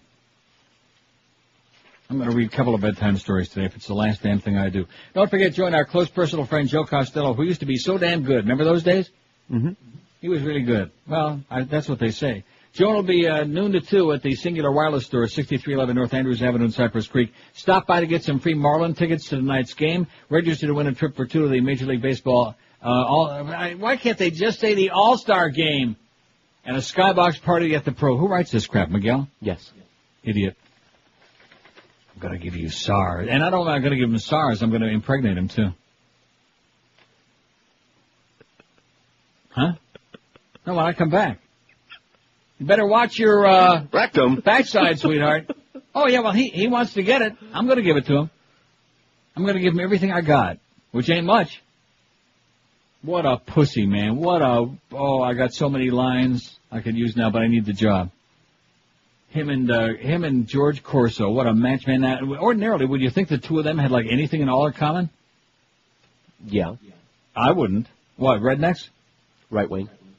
27 past 10. If I see there you go with that right wing again, that's like using the N-word. That's what Mr. E. I mean, that's so stupid, you know. If you're going to call somebody right wing, that's the equivalent of calling somebody leftist or liberal, okay? That's all. Like calling them an ultra-conservative. Has nothing to do with the word nigger. I mean, that's just gratuitously he put it in there to get a lot of publicity. Nice going, Steve. Oh, it worked. That's all I can tell you. It worked like a charm. Got him just tons and tons of publicity, and he still don't have any audience. 28 past 10 at QAM. If you're in a dead-end job, man, if you're working on a radio station that nobody knows where to find it on the dial, it's got no audience, if you're like working for peanuts, here's the answer for you.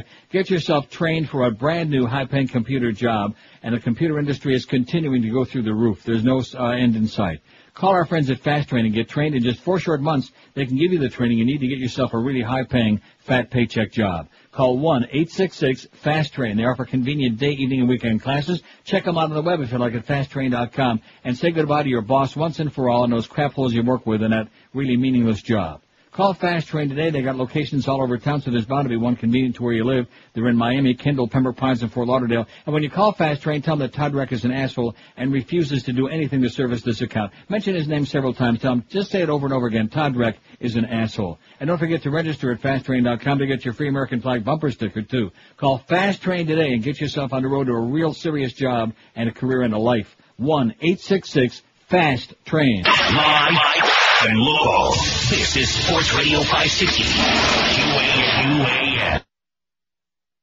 Sir Prince wanted to get his rocks off. Coming up tonight on Inside the Behind the True Hollywood Celebrity Music Biography Profile Story. Only one thing rivaled her total eclipse of the heart, and that was the total eclipse of her career. She was Bonnie Tyler. Nothing I can do, a total eclipse of the heart. I remember as a child growing up in Wales, you couldn't keep me away from the piano. Did you say Wales? Isn't Catherine Zeta-Jones from Wales? I think so, but Good Lord, that woman is hot. I mean, even when she's pregnant, you just want to do her. Yes, that's fine. Now, Do you think Michael Douglas could ever have bagged her if he wasn't famous? I mean, come on, he's like 60 or something. Look, I thought we might discuss my work with Meatloaf songwriter Jim Steinman. I mean, I bet sometimes while he's in bed with her, he's just lying there thinking, holy shit, I am banging Catherine Zeta-Jones. Perhaps you'd find my contribution to the Footloose soundtrack worthy of your program.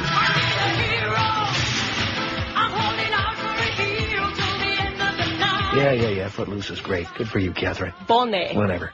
Hey, do you ever see her around, in Wales? I'm not interested in Catherine Zeta-Jones. Oh, come on. I bet even women want a piece of her. I think she holds tremendous appeal to both sexes. Bloody hell, I'm going away now. Didn't you already do that back in 1985?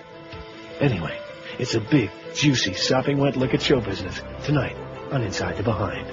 10:32 at 560 WQM. Here's Angel Heart. You put that down? Yes. When Mickey Rourke realizes he was hired by Lucifer to find out that he had died many years ago and sold his soul to the devil to have it live on somebody else's body, and the last shot is him in an elevator going down to hell. I ruined it, I guess, huh? Sorry, Mickey. Angel Heart. We have 2 faxes that both came in like almost side by each, which is very strange. Both saying The Crying Game for best ending. It's not the ending. It's 20 minutes into the movie. There's nothing at all about the ending. She has a penis, and you find out 20 minutes into the frickin' movie. That she's got a penis? Yeah. You call that a penis? Well, many people have asked me that. Oh, seriously, we're not going to put that down, I guess, huh? More confused people, although it does say, for the best ending with exclamation points, but they just don't get it. We're not talking about in between, in the middle. That part right before you get up and walk out, although that isn't necessarily the ending. Like, for example, that movie Talk Radio, that Eric Bogosian piece of crap. I think the part right before you walk out is after the opening credits start. That's the smart time to get up and walk out. I kept looking at my watch and looking at... When you start looking at your watch, you know that the movie really blows, okay? That's like one step away of just getting up and walking out, is looking at your watch like, how much longer can this piece of swill possibly last? Oh, look at this from USA Today. This is terrible. Picking on the president's family. The White House didn't return phone calls yesterday, but the President and First Lady must be reeling over Ashton Kutcher's comments about their twin daughters in the new Rolling Stone magazine. The shaggy-haired TV star tells the magazine that he met Barbara and Jenna Bush, now 21, at a party a year and a half ago, and the sisters, along with a Secret Service agent, went back to his place afterward. The Bushes were underage drinking at my house. When I checked outside, one of the Secret Service guys asked me if they'd be spending the night. I said no. I go upstairs, see another friend. I can smell the green marijuana wafting out under his door. I open the door, and there he is, smoking out the Bush twins on his hookah. On his hookah. Mm-hmm. Well, I haven't played that Beast thing in a long time because we're on the outs with him. Did he call her a hookah? Kutcher wasn't apologetic Wednesday because in the article he didn't say what was being smoked or who was doing the smoking, said spokeswoman Leslie Sloan Zelnick. Right. On his hookah. Did I say she's a hookah? See, that was a Freudian slip. Well, whatever, okay, I guess we'll have to play the bong song, huh? Okay. Even though the Beast is a fat tub and hopeless and we just, we just give up. We just threw our arms up in the air. We washed ourselves clean from you, okay, Fatso? We tried our damnedest. We feel real bad about it, don't we? I do. What movie had how about Beaner Boy? You feel bad about the Beast? Yeah. No, you don't. No. What movie had the best or most shocking ending of all time? Sixth Sense had 20 votes. Usual Suspects, 19. Planet with Your Grapes, 8. Shawshank Redemption, 8. No Way Out, 8. American Beauty, 7. Chinatown, 4. That you were poo-pooing, I should point out. You were poo-pooing it. Well, I liked the movie. It just didn't have a shocking ending. Arlington Road, 4. Happiness has got 3. Let's hear it! One of those votes is mine, and I'm so pleased as punch. Last American Virgin, 3. Citizen Kane's got a couple. Eraserhead's got a couple. Boy and His Dog's got 2. So the real battle on here is between my choice and George's choice. I got 3 and he's got 2. Of course, I've seen both movies and you haven't. Right. I bet you the Hitcher doesn't have any votes. You think? Don't. Let me look. It's got to have at least 1. I'm looking. It's got 1. I just don't think many people saw that movie. They haven't. Great movie. Right. Great, sensational movie. All the way through. I mean, you talk about a chiller. You talk about great acting. C. Thomas Howell, Rutger Hauer. What's the chick's name? Jennifer Jason Leigh. Right. And a roller coaster ride all the way through. I put it in the same category, only much more intense, as Duel with Dennis Weaver that we're always talking about, where the guy's chasing him with the truck. Same kind of thing. The tension just keeps building all the way throughout, and you just can't escape the guy. When he gets the French fries in the diner, that to me, I mean, you talk about putting new meaning into the expression finger food. It's a great thing. The Hitcher. I'm trying to do a favor for the audience. They gave me a whole bunch of movies to go out and buy the DVDs, which I did. I spent a fortune, and I'm delighted because so far all of them have been good except for Bully, and that was George's fault. Sorry. And Beaner Boy. Now let's blame it on Carlos, okay? Because he was the one that really sold me on it. Hola, this is Carlos. Well, get lost. Didn't you both peddle me a bill of goods on that? Hey, I was honest about why. It sucked. Okay. It was okay for you, but not for me. Or I'm not interested in seeing ugly guys naked. No? Banging their brains That makes out. all of us, I think. No, I don't think so. I think we got a few people out there that wants to see good-looking guys naked. And let me say it again, if you go to get Gattaca, you'll see Ethan Hawke in there, and naked as a jaybird. You see his ass, which I don't really care about, but there are a lot of people out there that do. They're so desperate. They're like the guy in that opening scene of Happiness. They're that desperate. In fact, all the people in that movie were desperate. All you desperate people out there that couldn't get laid in Amsterdam, believe me, Happiness will have extra meaning for you. Because almost nobody in there can get in there, except in the middle of the movie, toward the end, Ben Gazzara finally bangs some old bag in a condo. Just for kicks. Here's a call from Sunrise. Hello. Neil. Yes, sir. My personal god. How are you? Hey, how's the SARS? SARS is doing great. My fever's 142. I can't wait for you to return back down south and infect I'm going to everybody. breathe all over everybody, man. I'm going to show up in the middle of the day when they least expect it and just exhale. I was thinking maybe even Boca Brian could do a bit on that you going back down there and infecting everybody. You could hit that bit, that I'm infected bit. Yeah, that's not bad. In fact, that's going to be on the Mo Howard David keychain, I should point out. Oh, it really is. I'm infectious! I'm infectious! That's going to be on there. Absolutely. Can you imagine how that thing is going to sell? That thing is going to sell like halava in Manhattan.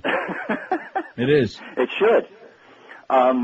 I got one for you, and your poll, too. Okay. I was thinking of a shocking ending. One that shocked me was Easy Rider. Peter Fonda. Well, just the ending. No, I'm not saying he was shocking. I'm just saying he was in it. Yeah, I would agree with that. In fact, I just saw that a couple of weeks ago on TV, just by accident. Yeah, I was thinking, even that's one that the Backdoor Beaner Boys would know about, too. And George says, of course. He says, of course, and Beaner Boy says, hola, this is Carlos. Yeah. Have a great day, Pally. You too. See ya. Easy Rider, get that on the list, okay? A great list. These are movies with the best and the most shocking ending. Not necessarily the best movies, see? This is part of the problem. You have putting the big floodlight on the real question, okay, of separating the wheat from the chaff. I kind of thought the ending in Debbie Does Dallas wasn't too bad either. Squirt, squirt. It had a wild end. Yeah, how'd that finish? We already did that on the best porno movie a long time, but the problem is that in recent years, it makes it very difficult because nobody knows the names anymore. They have names? Besides Seymour Butts. I mean, yeah, they do have names, but there's so damn many of them now. There's such a glut. Although that probably will change in the next few months once the Attorney General outlaws all of them. Right. Starts out covering up the breast on a statue, and then, of course, they're going to come to your home under the Patriot Act and take away your porno. I just mentioned that in passing, all you assholes there at the Sun Sentinel and the Miami Herald. I ever tell you about the time I picked up that guy out on the street? This is many years ago on Biscayne Boulevard from the Miami Herald. Ever tell you that story? No. True story. 10:41 at 5, and he followed me home, and then he got lost, and I never actually hooked up with him. Huh. Probably just as well. With Mother's Day around the corner, that sounds bizarre, doesn't it? We were both down on Biscayne Boulevard. This is way, way back in the mid-'70s. Cruising, like at about 2:30 in the morning. Desperate, And I know your line for that is going to be, yeah, he must have been. He was pretty ugly, too. Anyway, Dial Mattress wants to tell you that Mother's Day is coming up just a few days away. It's a perfect time to repay Mom, who spent so many sleepless nights just pacing the floor wondering if you're ever going to show your ass up again. Dial Mattress has got the perfect mattress for you and for your mom. If it's saggy, if it's lumpy, worn out, and I'm thinking about my mother and I'm thinking saggy is the word, then pick up the phone and call Dial Mattress toll-free at 1-800-MATTRES. They've got the complete line of Sealy. What is it? Sealy, Serta, King, Coral, and Simmons. That's what I said. And you certainly don't want Mom sleeping on something that you wouldn't put your ass on, so don't put it off one more minute, especially with time running out. Nothing's got a bigger impact on your life each and every day than a great night's sleep. These are the only people I use, and you ought to be doing the same. Dial Mattress gets more repeat and referral customers than anybody because they know how to treat their customers right. And I guarantee, I bet you Miguel's life on it, that once you buy a mattress from Dial Mattress, you'll never go back to the old-fashioned way of schlepping to showrooms and wasting time and money again. And don't forget, when you do buy a mattress from Dial Mattress, they'll set up the new one and take away the crappy old bedding for free. That is correct. Dial Mattress sets up the new and takes away the old, soiled, nasty, stained, worn-out bedding for free. So this Mother's Day, have Mommy sleeping like a baby on her brand-new bed from Dial Mattress. Gift certificates available, too, in all denominations. So call right now, toll-free, 1-800-MATTRESS. 1-800-MATTRES for Dial Mattress, the easy, the intelligent way to get you a great night's sleep. Live and local. This is Sports Radio 560. QAM. Neil, God.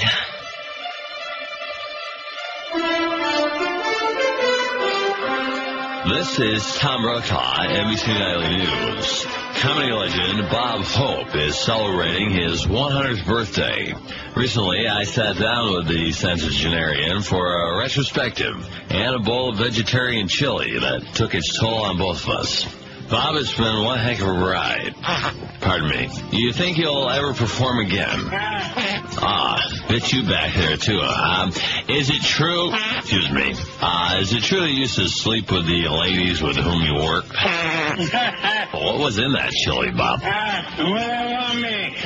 Bob, I'll give you a name. You give me the first thing that pops into your head. Anne Margaret. Rosemary Clooney. Bob, did you give Minnie Riperton a little hope? Yes, that's right. All right, Bob, I realize it might be asking a tremendous favor, but do you think you could tell us your favorite joke from over the years? Yeah. Go ahead. Yes. Will they want me? Will they want me? Will they want me? That's right. That's one of my favorites, Bob. Very funny. It's Tom Brokaw for NBC Nightly News.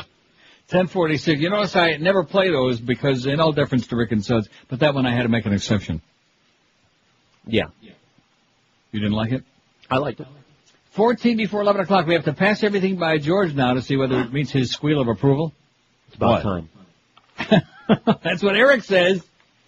He says, we only take the poll to find out whether you agree with your taste is as marginal as George's. And sometimes it is, sometimes it ain't. As a matter of fact, let's see. Let me see how Happiness and a boy and his dog are doing right now. Although I have no problem with a boy and his dog. They're tied with 3 each.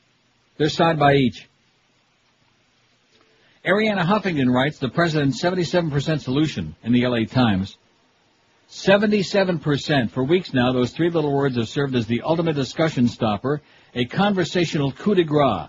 Whether offered up on TV talk shows or tossed across dining room tables, that magic number, the president's robust post-war job approval rating, has been as effective at quelling any disagreement with the Bush administration's selectively bellicose foreign policies or its suicidal tax cuts as a laser-guided bunker-buster bomb. 77%. The president is triumphant. 77%. The president can do no wrong. End of discussion. End of democratic debate. Or so Bush and his handlers fervently hope. Only it's not. It's just the beginning. For starters, majorities can be and very, very often have been dead wrong. For instance, Macarena held the top spot on the Billboard singles chart for 14 straight weeks. Need I say more? And I'm not even pointing out to the president that a majority voted against him in 2000. But let's put aside for the moment the ludicrousness of basing anything on increasingly inaccurate opinion polls with their plummeting response rates, laughably small samplings, and precision-flouting margins of error, and take a closer look at the latest numbers. You'll see that the president isn't flying anywhere near as high as Karl Rove would like us to believe. For one thing, the latest Newsweek poll, the president's approval rating has already slumped to 65%, a 12-point drop since the post-fall of Baghdad euphoria that goosed him up in the double sevens. And even that pales in comparison with the 89% rating his father sported after the Gulf War. The instability of the president's putative popularity becomes even more apparent when the subject of the polls is switched from the war in Iraq to the floundering economy at home. Only 49% of Americans approve of Bush's handling of the economy, and more than half think he's not paying enough attention to the issue. This is a big problem for the White House because a majority of those polled cite the economy as their top concern. I'm sure the Team Bush wishes the rest of us were paying as little attention to the economy as he is. It's no wonder Rove is struggling so mightily to make 2004 about little more than picking a cockpit-ready commander-in-chief. But being president entails a lot more than making tailhook landings and ordering last-minute bombing runs on restaurants and mosques where Saddam Hussein might be hiding.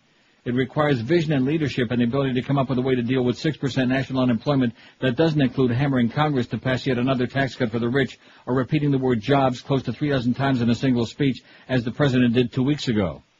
But even if you put all that aside and focus exclusively on the endless war the administration seems determined to wage, or at least determined to campaign on, the White House's reliance on polling seems destined to blow up in all of our faces. Can you think of anything more preposterous and dangerous than determining matters of war and peace on the basis of public opinion surveys? Yet all indications are that Bush and Chief Strategist Rove are chronic poll watchers and takers. A scary thought when you consider how consistently unreliable polls are. Take the case of an LA Times poll conducted during the early days of the Iraq invasion. According to the survey, 50% of Americans were in favor of expanding the fighting in the Middle East to include Iran if it continued to develop nuclear weapons. Impressive and utterly dubious. Just a week after the LA Times headline-grabbing findings, a Gallup poll on the same subject came up with a widely contradictory result, determining that a whopping 69% of Americans opposed an invasion of Iran, even if it was proved to be developing weapons of mass destruction or aiding terrorists. So which was it? Were Americans gung-ho to take on Iran, or did the thought send a shiver up our collective spine? And what if the Wolfowitzes of the world had used the first numbers to convince Rove that a preemptive strike against Iran would be a good political move? Would the Gallup findings have then led the president to make an apologetic call to the ruling Ayatollahs in Tehran saying, sorry fellows, my bad, but that's polling for you? It's bad enough taking a poll to determine whether the public is in favor of requiring school kids to wear uniforms. It's downright strange-Lovian to ask them whether they're in favor of attacking a sovereign nation, even if your approval rating is 100%. Good column by Arianna Huffington. She's usually got her thumb right on it. Yep. Every now and then she just goes off the deep end. Maybe that one time a month, you know? Mm-hmm. Here's a fax that says, how about the original Planet of the Apes? It's on there. It's in third place. It's got 15 votes. Also, Frailty. I think they mean frailty, but I looked it up in the book. Is there really such a movie? Yeah, and it certainly qualifies. Really? Yes. I'll be damned. Well, let's spell it right without the extra, whatever they got, extra I. Frailty. Frailty. I can spell, baby. I don't know what the hell it's all about, what it means most of the time, but I can spell. There's some really good bedtime stories I want to get to, because unfortunately we have many, many people out there who don't have the time, or certainly, and another segment of the audience we ignore are people that don't have a computer. What are we thinking about, you know? We put all the good bedtime stories on there, and then we assume that everybody's going to read them on our website, and we have an enormous number of people who do. But what about people that don't have access to a computer? Screw them. No, seriously. I think that's our bad, if you ask me. Oh, I do like this story. I'm just leafing through these and taking the damn paper clips off. U.S. says Halliburton deal includes operating oil fields. Contract much larger than previously known. Contract much larger than previously known. I just am shouting that just in case somebody might care. The U.S. Army has revealed for the first time that a subsidiary of Halliburton Company has a contract encompassing the operation of Iraqi oil fields, a senior U.S. lawmaker said. Previously, the U.S. Army Corps of Engineers had described the contract given to Halliburton run by U.S. President Dick Cheney from 1995 to 2000 as involving oil well firefighting. But in a May 2nd letter, replying to questions from senior Democratic lawmaker Henry Waxman, the Army said the contract also included operation of facilities and distribution of products. Waxman, the top-ranking Democrat in the House and Representative Committee on Government Reform, asked for an explanation on Tuesday. Your May 2nd letter indicates the contract is considerably broader in scope than previously known, he told Army Corps of Engineers Military Programs Chief Lieutenant General Robert Flowers. How do you like that? And you can read it on the website, and if you don't have a computer, you're out of luck, like George said. We just don't have time, okay?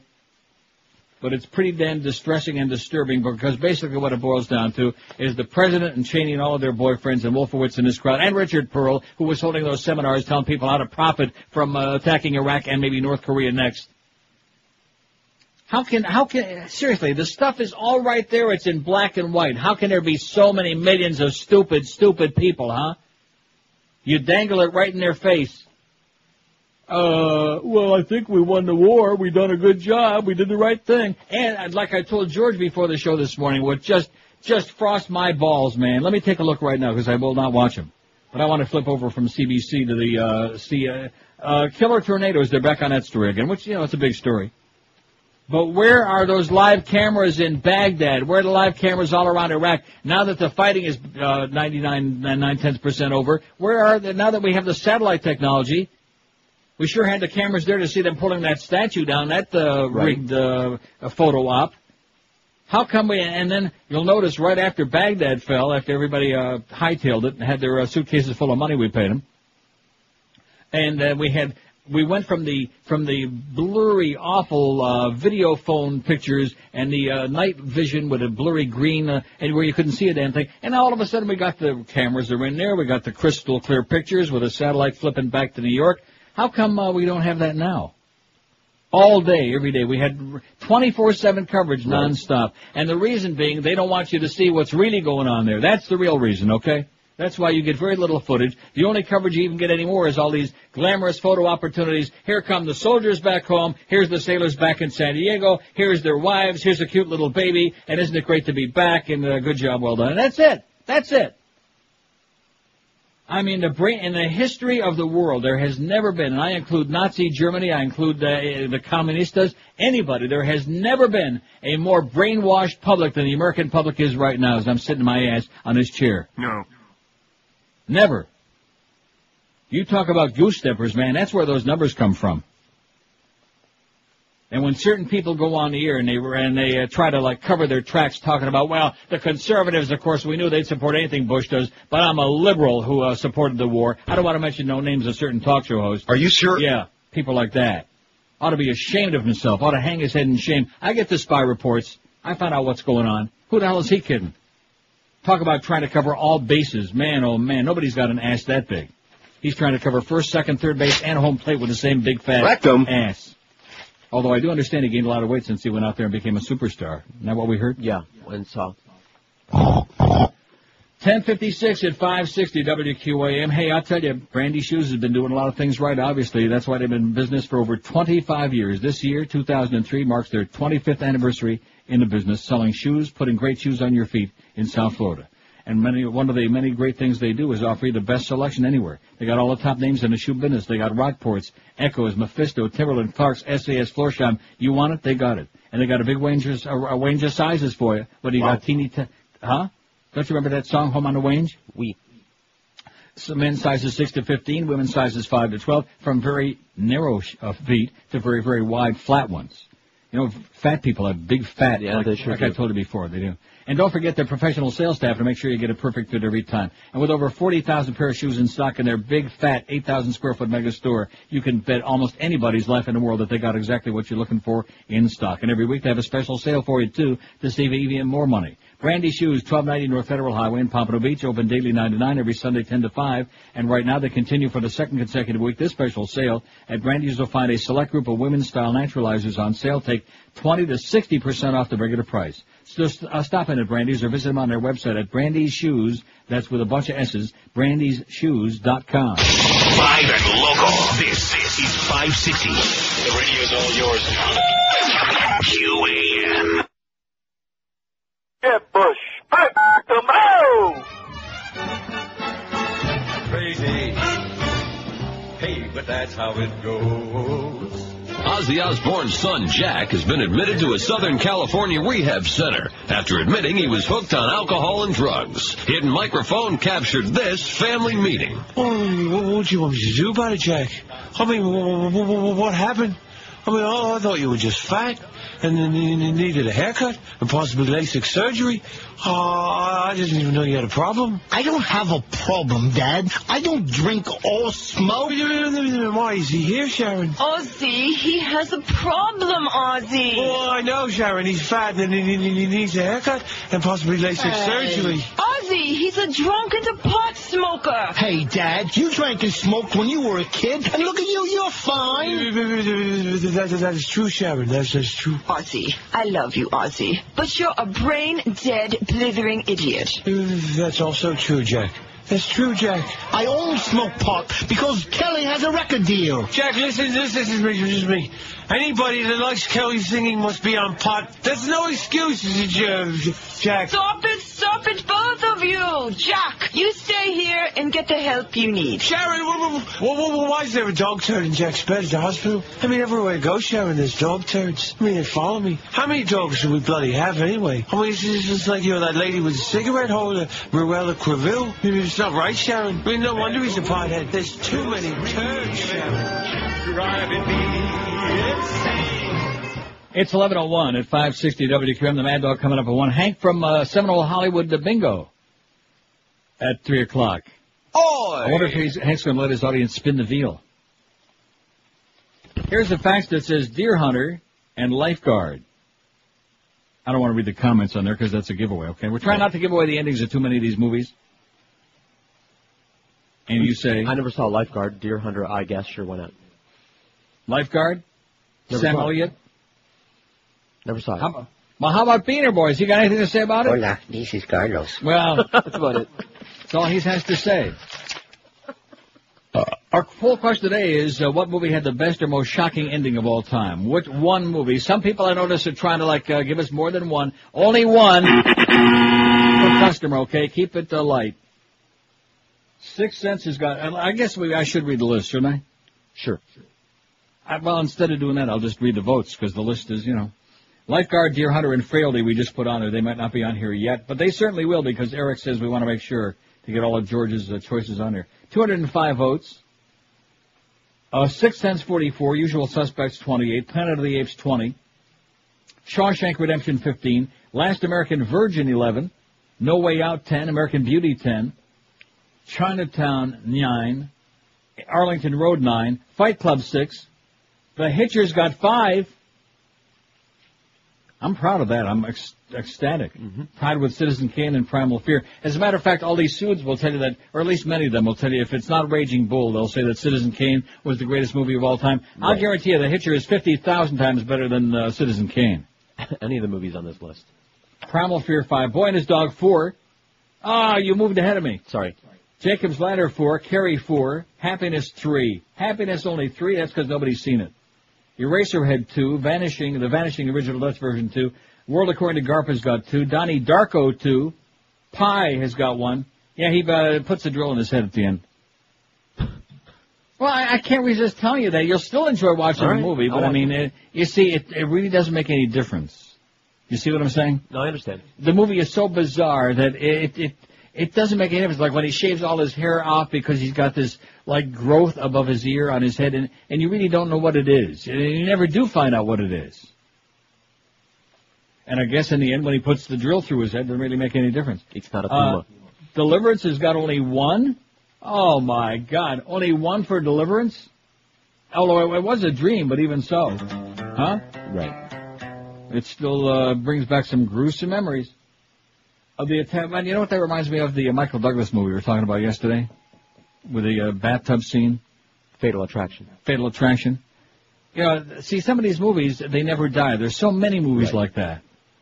What the hell was the movie that I've seen 50,000 times in the last 2 years? It's on every 5 minutes, where the husband killed his student, and drowned her, put the body in the lake.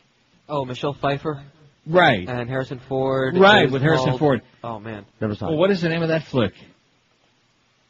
But, how many times can you kill somebody and they just keep coming? They refuse to die. You know what I'm saying? Some of those get to be a little, die already. Well, yeah, I'd like to get home before midnight. Just die already and get the movie over. And they're trying to get away, and all of a sudden, they've shot them 14 times. They've knocked their brains out with a goddamn sledgehammer, and somehow they still manage to climb on the back of the goddamn truck or the car that they're trying to get away in, and one last time they reach out, Although, actually, the Hitcher, the ending was kind of like that, too. Kind of like that. But... in a good way. Yeah, but didn't go on forever. What was the name of that flick? That Michelle Pfeiffer and Harrison Ford. That was pretty good. The only problem was it was on every 5 minutes on TV. Deliverance only 1. Plunkett and McLean 1. Pi has got 1. Witness for the Prosecution 1. Easy Rider 1. Angel Heart, Live and Die in L.A. and Deer Hunter Lifeguard just are going up. Or What Lies Beneath. That's it. What Lies Beneath. But we're not putting that on there. No. And another movie, The Reincarnation of Peter Proud. The name of it just came into my mind. With Michael Sarrazin. And what's her name? I forgot. It was Jennifer O'Neill, is that it? Sounds right. Who was also in the Summer of 42. I believe that was Jennifer O'Neill. Reincarnation of Peter Proud. Did you see that? I saw it. And you don't agree with me? The ending has to be on there? Yes, I do. Okay, Reincarnation of Peter Proud. Here's a call from Sunrise. Hello. Hey, Neil. How you doing? Okay. A couple things before I get to my movie. Carlos brought up about IFC, and he thought that they cut movies. It's exactly the opposite. IFC is one of the few channels that'll show NC-17 movies. Right. And they also show The Last Temptation of Christ, which, is too controversial. They're so anxious to be cutting edge on IFC that they will actually insert dirty scenes just to get you to watch it. Yeah, they'll put scenes that weren't in the original flick. I have to, just before, again, on what George said about Chinatown, that's a great ending. I think it's getting votes. But he just waved through the Deer Hunter. The Deer Hunter, the ending of the movie, it's not a big deal. They're sitting around singing God Bless America. If you remember the movie, the survivors who came back from Vietnam. If he wants me to sing God Bless America and pasties and a G-string up here, I'll do it. they're in a bar sitting around singing "God Bless America." I don't know what kind of shocking ending that is. So I am not going to argue with any of these people anymore. What are you talking about? well, I mean that's the ending. So the movie I was going to suggest was, I don't know if you remember, Neil, it's from about 1975. It was a good movie. It wasn't a great movie. It was called The Day of the Locust with Donald Sutherland and Karen Black and Bernie. Oh yeah, Meredith. yeah. The ending, I mean, there's a shocking thing that's never, I'm not going to get into too much detail, but a child is brutally killed, which is something you usually don't see on screen. And it's very shocking when you first see the movie.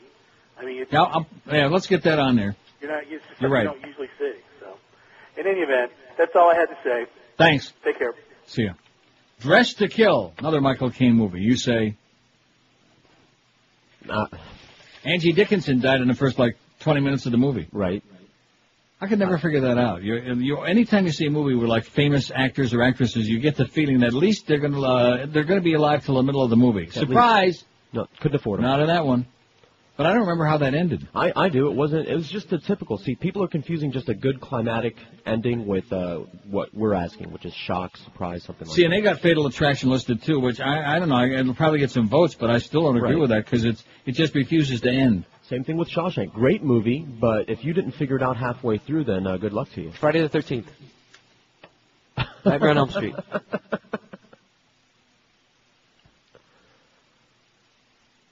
Hola, this is Carlos. Just limit your comments to that, please. Hola. No, I like you better on Hola, this is Carlos. Tape. Look at this. The Bush administration has quietly altered regulations for the nation's leading job training program to allow faith-based organizations to use sacred literature such as Bibles in their federally funded programs. Civil liberties activists say the new rules blur the line between religion and government. The change made by the U.S. Labor Department last month could allow faith-based groups to use religious books as historical texts or as inspirational stories for job seekers, as long as organizations do not proselytize or conduct prayer sessions. Just can't stand it. And the public is sitting back. Great job at Baghdad, Georgie. Great job. Nice landing on that carrier, man. I didn't watch any of that, so I thought he was flying a helicopter. No. But it wasn't. It was one of them big-ass jets. Boy, you talk about macho. Thelma and Louise, this fact says. Okay. You seen it? Mm-hmm. You don't like it? No, I liked it. I guess some people didn't see that coming. Sure. Hola.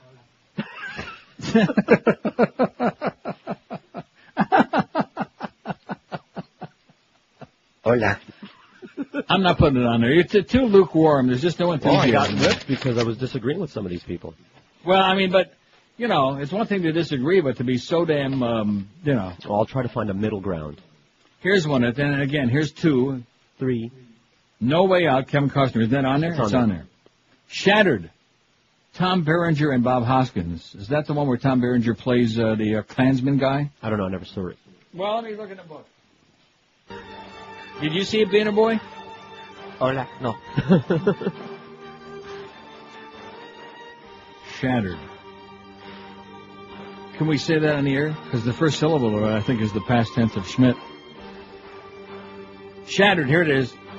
Tom Berenger, Bob Hoskins, Greta Sachi, whatever the hell her name is. Joanne Wally Kilmer, not Joanne Worley, Joanne Wally Kilmer. People we never heard of. And Theodore Bickel.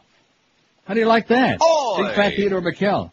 When I was a rich man. Yeah, whatever it is. You think he's dead? He must be dead. He was big and fat and Jewish. Based on Richard Neely's novel The Plastic Nightmare, Peterson's first American feature is as a credible and gripping thriller, using ambiguous clues and a complex flashback structure to draw us into the dark heart of an amnesiac maze. No, this is not the movie I was thinking of at all.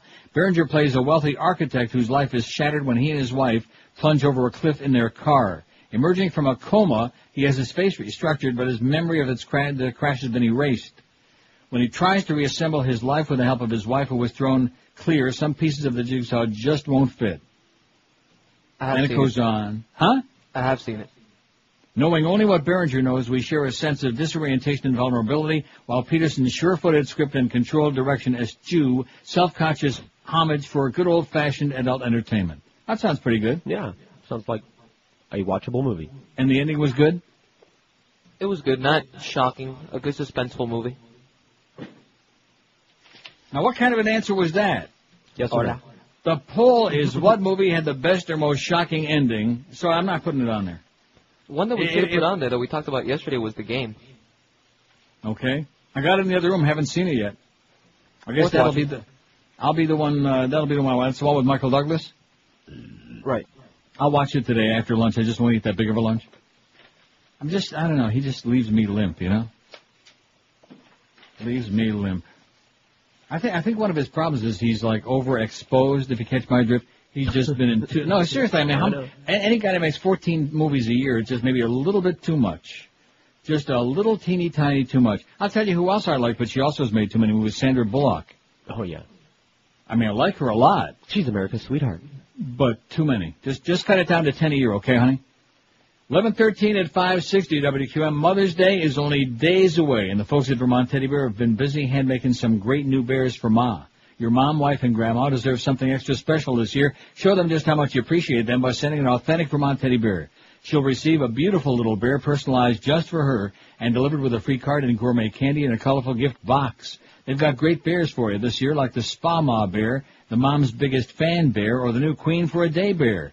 And dads, please don't forget, it's your job to get Mom a gift from the kids, and the Mother and Cup set is always a great idea. Add as many cups as you need with their names embroidered around the little outfits. It's a lot more creative and thoughtful than flowers, and it'll last a lifetime. So call 1-800-829-BEAR, and a friendly bear counselor will help you tailor a bear just for her, so she'll know you put some real thought into your gift this year. You won't believe the reaction you'll get every time. Ordering is quick and easy, too. Just one easy phone call, 1-800-829-BEAR, or if you like, shop online at VermontTeddyBear.com.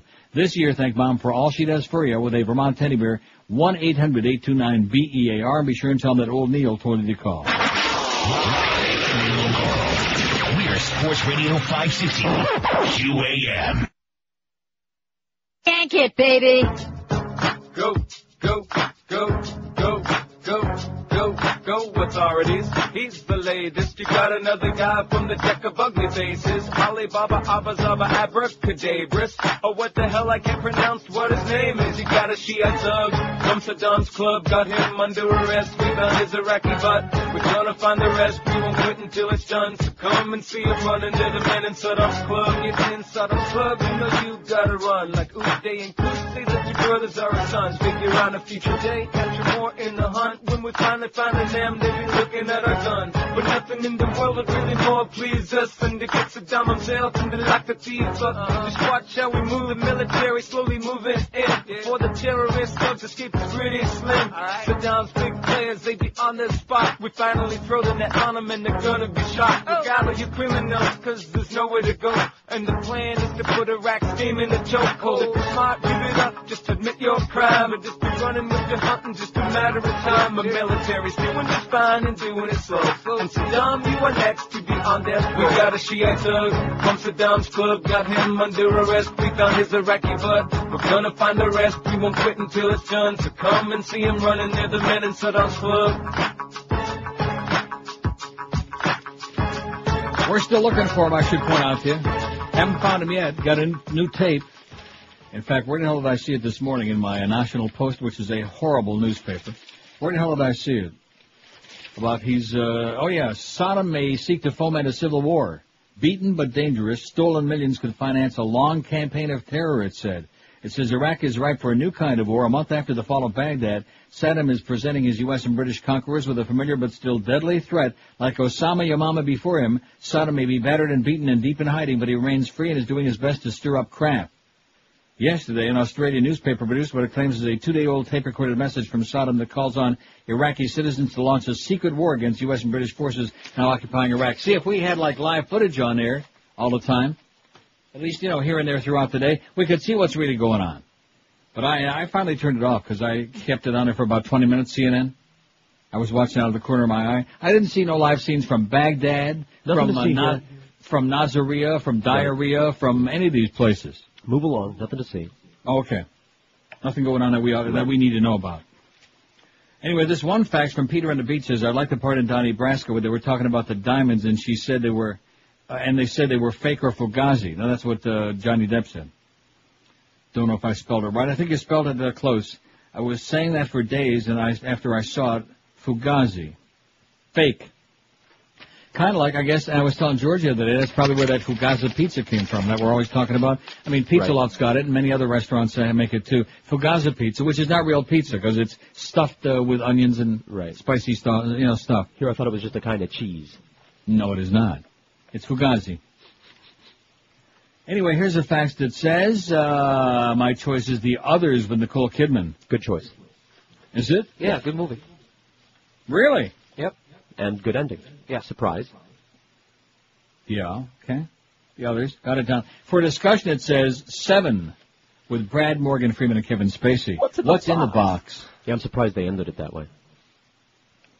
With all that melodrama. But that wasn't the end of the movie. No. I mean, it was near the end. In fact, I don't even remember what the end of the movie was. I do. That was it. That wasn't it. Was that it? Yeah, the what's in the box. It was part of it. Well, yeah, I mean, there's like another few minutes, but that was right before... See, even these guys don't understand the poll. Hola, this is Carlos. Well, good. Nice knowing you. That's not the end of the movie. That's toward the end. I mean, if you're going to start doing that, then we're going to have to go back to the beginning and start all over again, you know? Because you're ripping a guy with a hot dog thing with her, the broad with the penis. It's the ending scene of the movie. It's all in the same scene. You said there's a few more minutes. In that scene. That is the last scene of the movie. Okay, well, put it on there for all the Brad Pitt fans out there, okay? Morgan Freeman is 50,000 times the actor that Brad Pitt will ever be. But if somebody says 7, oh, yeah, that's the one with Brad Pitt in it. Right. And Kevin Spacey is 10,000 times, although she can't decide what she is this week. What's in the box? It's his wife's head. Oh, I'm sorry. You didn't say that, did you? Well, I mean, everybody has seen that movie. Nobody's going to go out and buy that. It's his wife's head's in the box. I want to say Brad Pitt because I still have a soft spot in my heart from those earlier movies he made when he looked really good, even though he still can't act. Oh, I haven't watched California yet. It's sitting in the other room. Maybe I'll watch that this week. Okay. This weekend, boy, it's going to be heavy, intensive viewing, man. I got to catch up because I got so damn many in there. And they better be good. Pay it forward. Pay it forward. Kevin Spacey, Helen Hunt, and the kid from Sixth Sense. Pay it forward? No. Well, whatever. I'm not going to argue with these people. Well, if you don't argue with these people, I will have a list of 60,000 movies on here. All right. No, I say no. I haven't seen all of these. Okay. Beaner Boy obviously didn't see it. No. Mark says, the strangest ending that I've seen, hasn't been mentioned yet, was in the movie Magnolia. Didn't see it. Your favorite Tom Cruise. What? Tom Cruise is in that. Well, Tom Cruise I can take or leave. I mean, anything new that he would make I wouldn't go see. But some of his older movies were okay. Even some of the teeny bop movies he made were okay. What was the one he made with all the other punks in it with Ralph Macchio and C. Thomas Howell? The Outsiders, was that it? Yes. That was okay. It had its moments. Wasn't Emilio Estevez in that? They as the were bird all would in say? it, yeah. Everybody was in it. Everybody looked... Matt Dillon was in it, too. It makes me vomit. Matt Dillon is trying so hard his whole career to be a cross between James Dean and Marlon Brando. Anyway, it says that millions of frogs start raining from the sky. It doesn't get much more bizarre than that. So I guess we don't need to see Magnolia. I saw that part. That was the end? I don't know. A must-see movie that you'd probably enjoy, even though it stars that incestuous pedophile Woody Allen, is The Front from '76. It's about McCarthyism and the Hollywood blacklist, an era in our history which, thankfully, could never be repeated. Oh, wait, never mind, says Mark. A little sarcasm there. Anyway, Woody Allen plays a schmuck who poses as a front for a blacklisted TV writer. I saw that. Me too. That was good. It was. It has nothing to do with our poll today, but, You didn't like that movie? I did. I'm sorry if that sounded sarcastic. I liked it. It says definitely not a comedy, though there are humorous moments, and thankfully Woody did not write or direct it. I hate the bastard, but I have to admit he was the perfect choice for this role. Yeah, I don't really care if he was incestuous or a pedophile. That doesn't really bother me, just the fact I can't stand looking at him. He's a neb. But it was a good movie, but he is a nebbish. He's so nerdy. I'm not into nerds. I just can't stand that whole genre of actors. The nerdy, nebbishy, wimpy, If we want to see wimpy, we can check out some of the people at QAM. Hola, this is Carlos. See, can you imagine anything sounding more wimpy than that? This fact is shocking. Cats farmed for skins in EU. And my response to that is EU. It is thought that tens of thousands, possibly hundreds of thousands of cat and dog skins are traded in Europe each year. Dog skins. Campaigners say that now is the time for national governments or the European Commission to act. Europe, it seems, is a magnet for cat and dog fur. Cat blankets, so the aficionados say, are good for rheumatism. Dog pelts are often labeled misleadingly and sold as the fur of some exotic, even mythical beast. The main exporter, of course, is also the main exporter of SARS. There's a little hint for you. China. God. 12 to 15 adult dogs needed to make a dog fur coat. Up to 24 cats needed for cat fur coat. They're skinning pussies in China. Since the U.S. has banned the trade of cat and dog skins, the European market has expanded. A video seen by BBC correspondent Tim Frank shows one Belgian furrier displaying a blanket he says was made from cats farmed in Belgium.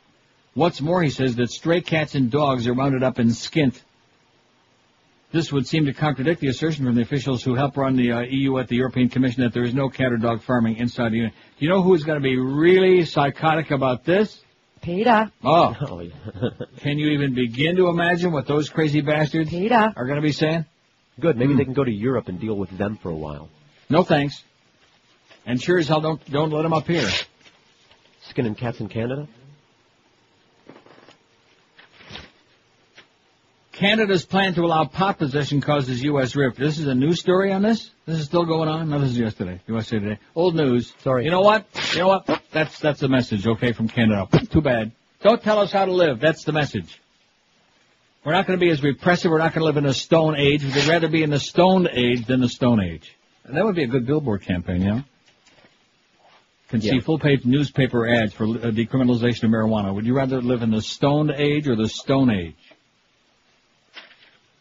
Of course, we don't have to ask George. No. I'm already there. 567-0560, pound 560 on the AT&T and Verizon wireless line. Something strange with this log today, boy. Something really... Am I on the right page and the right day and the right planet? I'm not really too sure at this point. But hey, it's our sales department. We want to welcome that, what's his name? Cliff? Chris? Clint? Mark? Peter? Whatever his Bill, name is. The new sales guy that came from Boston for the sports sales. You won't be around long, Pelly. I hear you're a good guy. You had 10 years working for like a real company in a real market. Don't unpack your bags, and certainly trust me when I tell you, because we've seen them come and go. People that came in here just screaming on the way out. Whatever you do, pal. Don't buy a house. Right, that's the best advice we can give you. Don't buy a house. Because you'll be real sorry. I met him last night. And? I don't know. I was really wasted, so I have no memory of it. Oh, yeah, we need a lot of stories about the QAM ratings party last night. Yeah, all these people sitting around celebrating stuff that most of them had absolutely nothing to do with. Of course, I guess I just couldn't be there to share the glory in the moment, you know? Right. The group love. The group love from my good friend Mo. Hey, listen, don't be knocking Mo that much. He's letting us do that keychain, which is pretty damn magnanimous, especially coming from him. Hey, if you're fat, with a F-A-T or a P-H-A-T, no matter how you spell it, big rolls of oozing, nasty fat. You'd like to get looking decent and putting some real-size clothing on. If you're diabetic or getting close to it, here's the answer.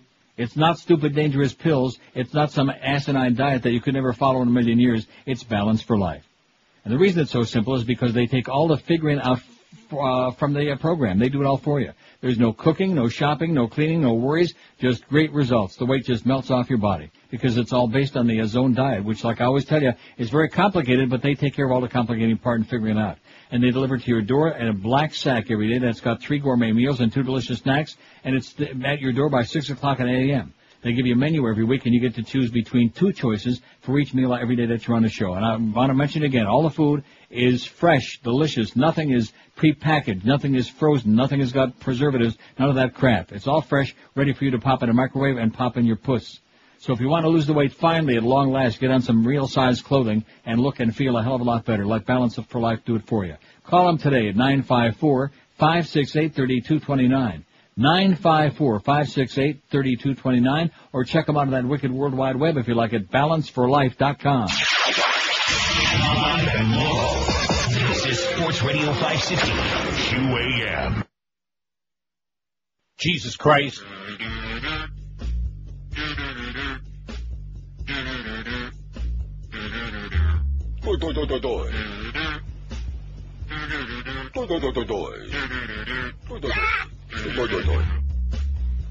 I am Mo Howard David, decrepit and I'm ancient. All over my old face are blue and reddish purple veins. I don't know why they hate me, or why they always rate me. It must be cause I got these blue and reddish purple A veins. vein mark on my arm like a Ramic Nally Mapalakawad. I got veins on my nose, nobody knows that under my clothes I wear pantyhose. But that don't mean that I'm gay. If you think my arms are bad, you ought to see my legs. I might as well keep them smooth and shaved to show a little class the next time I'm raping it. I could go to a surgeon, but that gives me the shivers. I would not want to walk out looking like Joan Rivers. Where am I here? I fired the beast, the fat little freak. I did him a favor, now he can't afford to eat. The reason I dismissed that stinking fat bastard is because he wouldn't shut up, and he can't play canasta.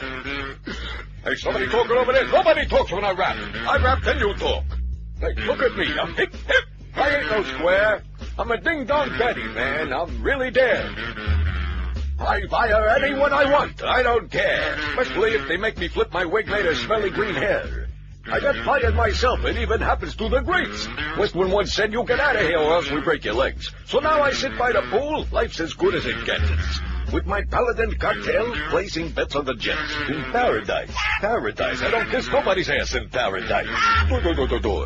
I'll be schlepping down the Scoogans when I get the chance, but the cleaners aren't ready with my lime green pants. How long does it take? Guilty calling complaint. It was just a little thought, so what I left this stain. You think that's funny? Want a knuckle sandwich, buddy? I can do what I want, because the management loves me. Can I tell you something, Mo? Something you ought to know. For the longest time, I wanted you to be my hoe. You ain't my type, pal. Now answer, pal, no. What are you doing? I won't take no for an answer. Get out of here. Not you. Get out of there. Get up, bitch.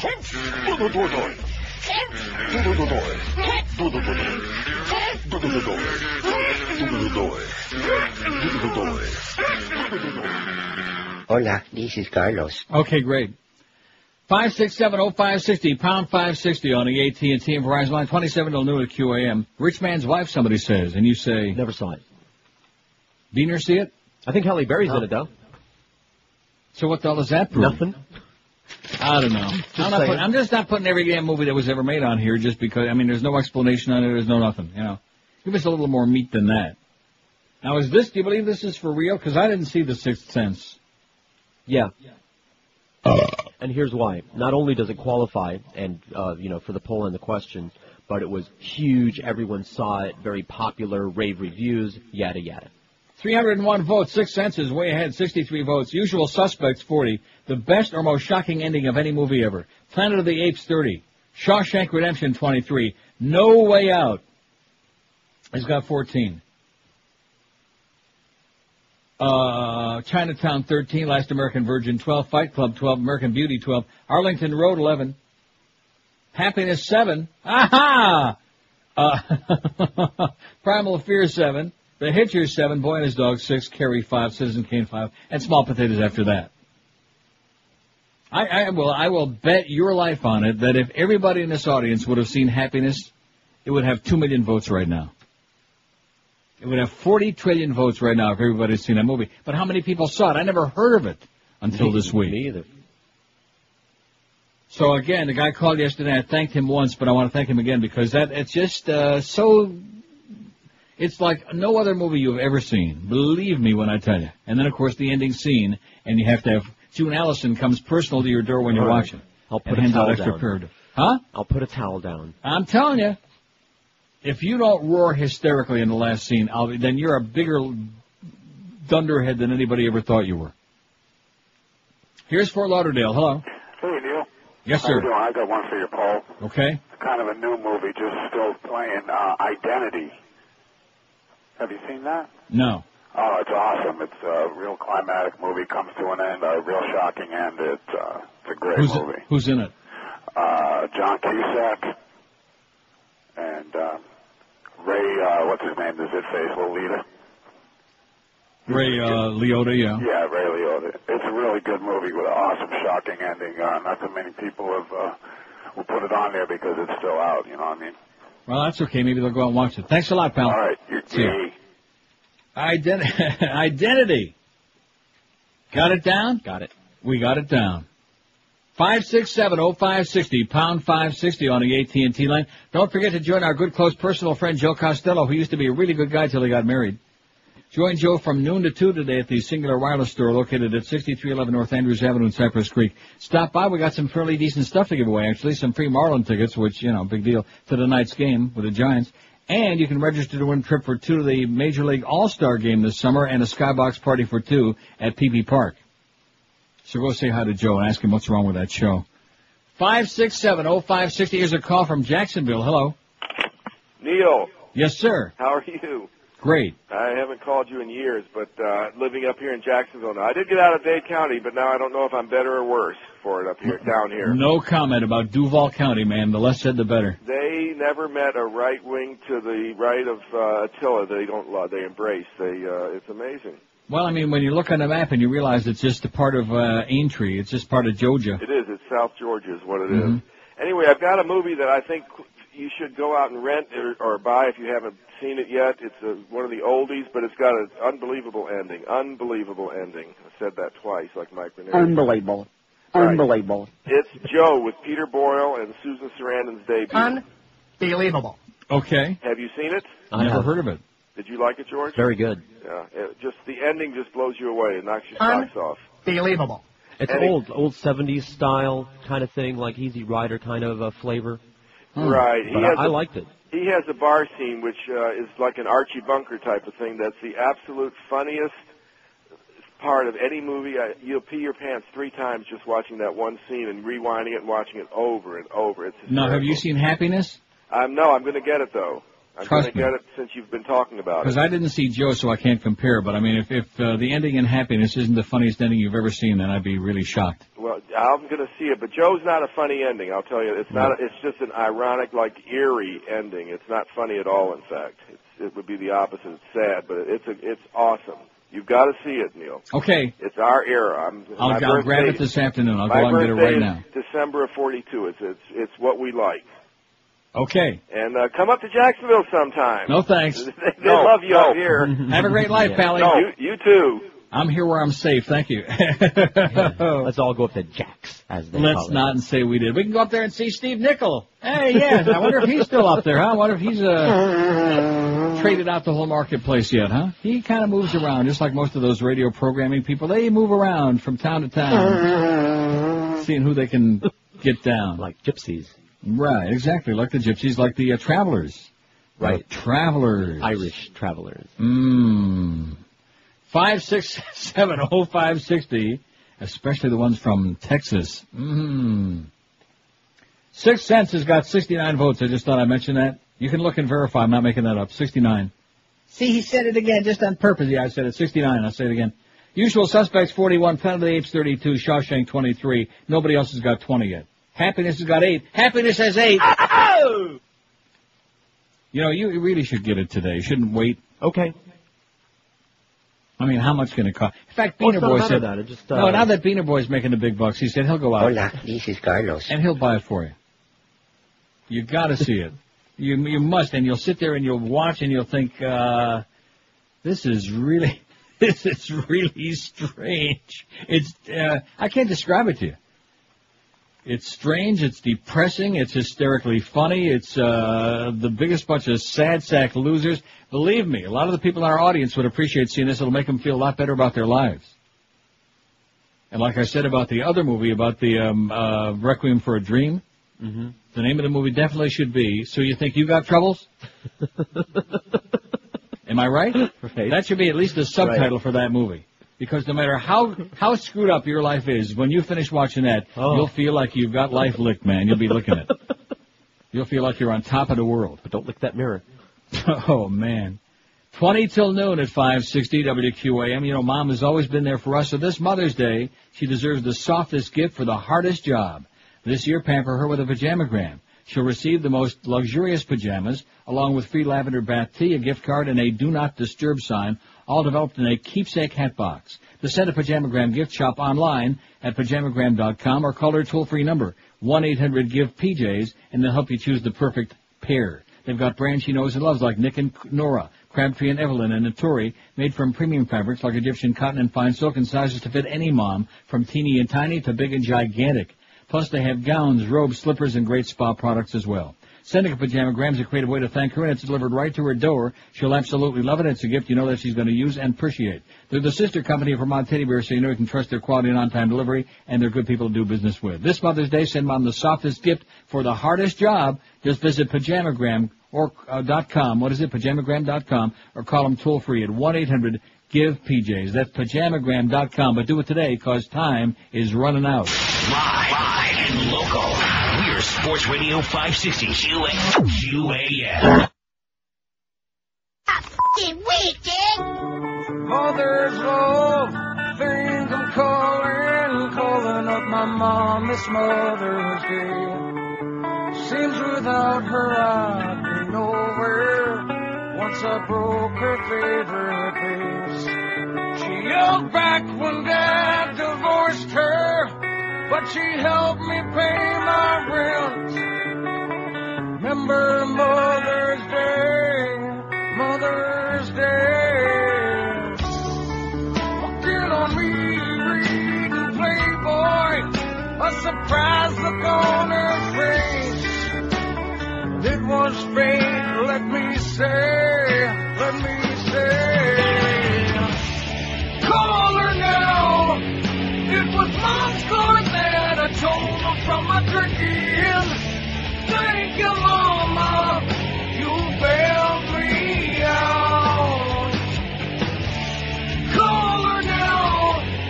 The one who breastfed me till I was 15. Maybe that's why I'm screwed up now. It's 11:45. This is kind of cute. Lady walks into the drugstore and asks the druggist for some arsenic. The druggist asks, "Ma'am, what do you want with arsenic?" The lady says, "To kill my husband." "I can't sell you any for that reason," says the druggist. Lady then reaches into her purse and pulls out a photo of a man and woman in a compromising position. The man is her husband and the lady is the druggist's wife, and shows the picture to the druggist. He looks at the photo and says, "Oh, I didn't know you had a prescription." It's kind of cute. Mm-hmm. Here's a fact that says 7 had 2 commercial endings. Wow. How about Soylent Green, a.k.a. Boca Burgers? Should we put Soylent Green on there? Sure, why not?